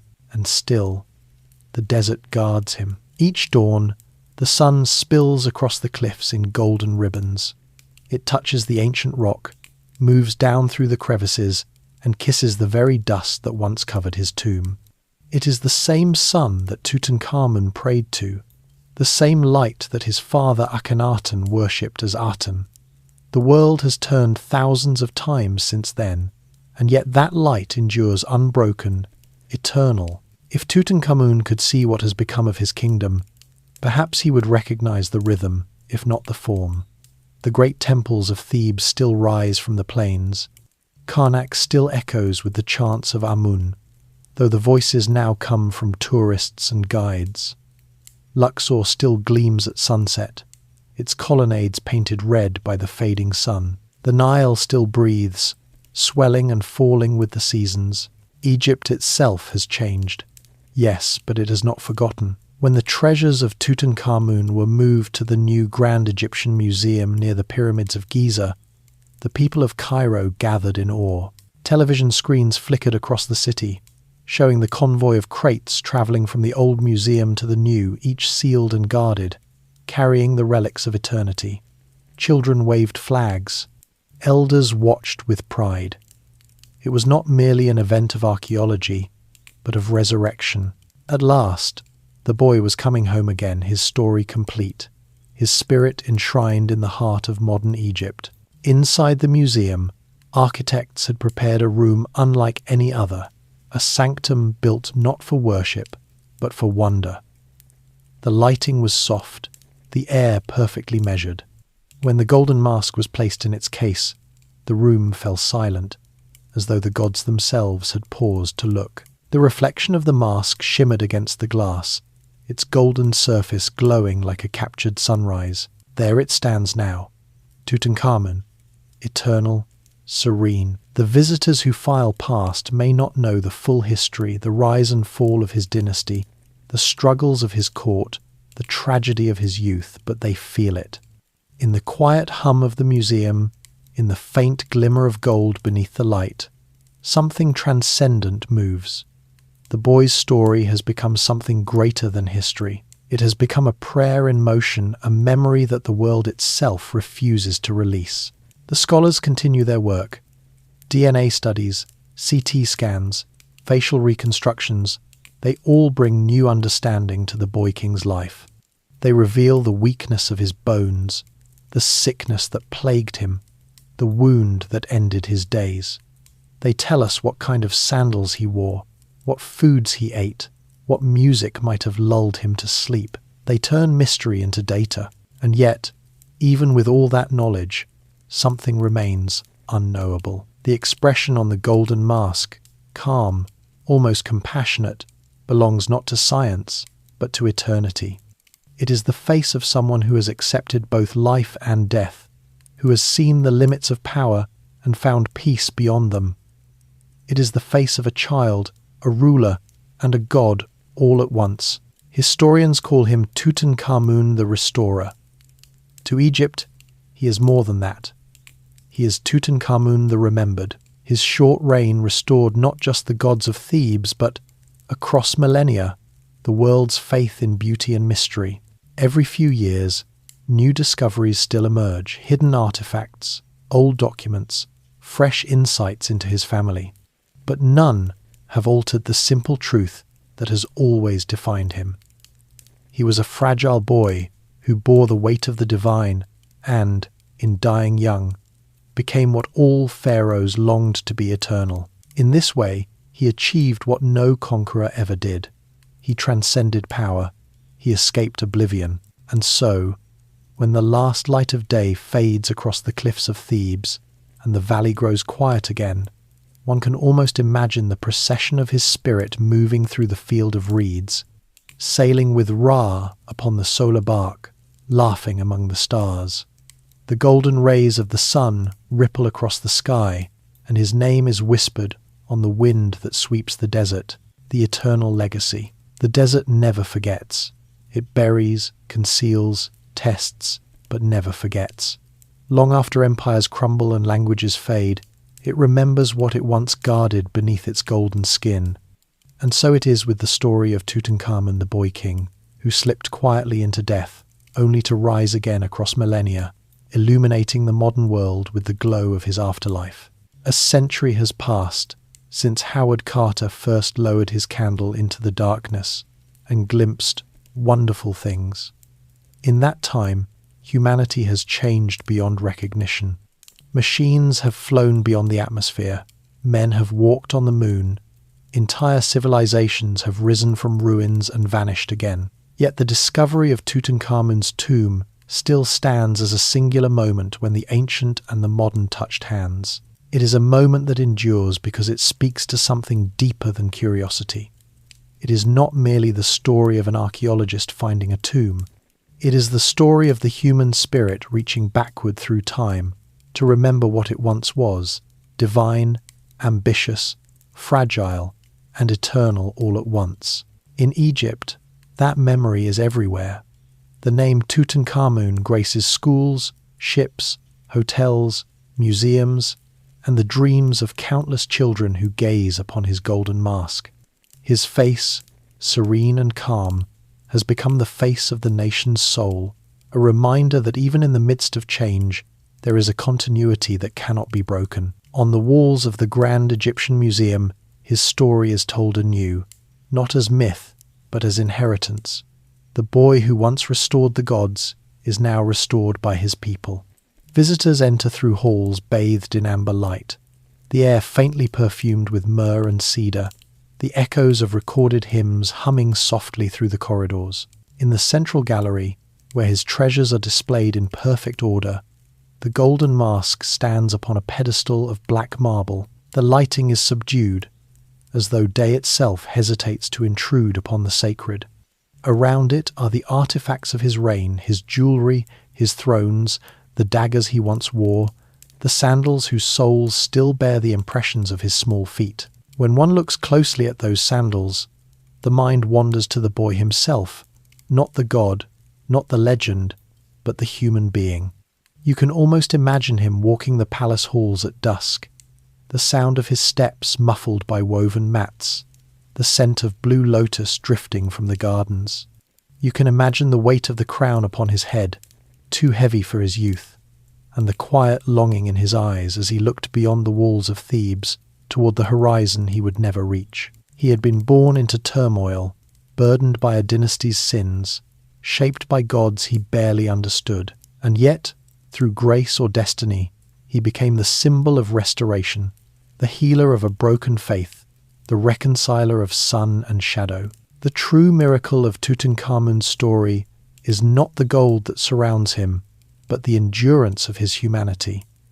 When his mask gazes back at us, it is not the power of divinity we feel, but recognition. We see our own impermanence reflected in his eternal calm. We see the ache to be remembered, to leave a trace, to turn life so fragile, so brief into something lasting. In this way, the boy king has fulfilled his promise to the gods. He has united the mortal and the divine, not through conquest, but through remembrance. Outside the museum, Cairo hums with life. Car horns, laughter, the call to prayer all mingle in the warm evening air. Children chase one another through the plazas, their voices echoing against the modern walls that house the treasures of an ancient world. Above them, the sun sets behind the pyramids of Giza, staining the sky in deep crimson and gold, the same colours painted upon Tutankhamun's tomb. For Egypt, this is not nostalgia, it is continuity.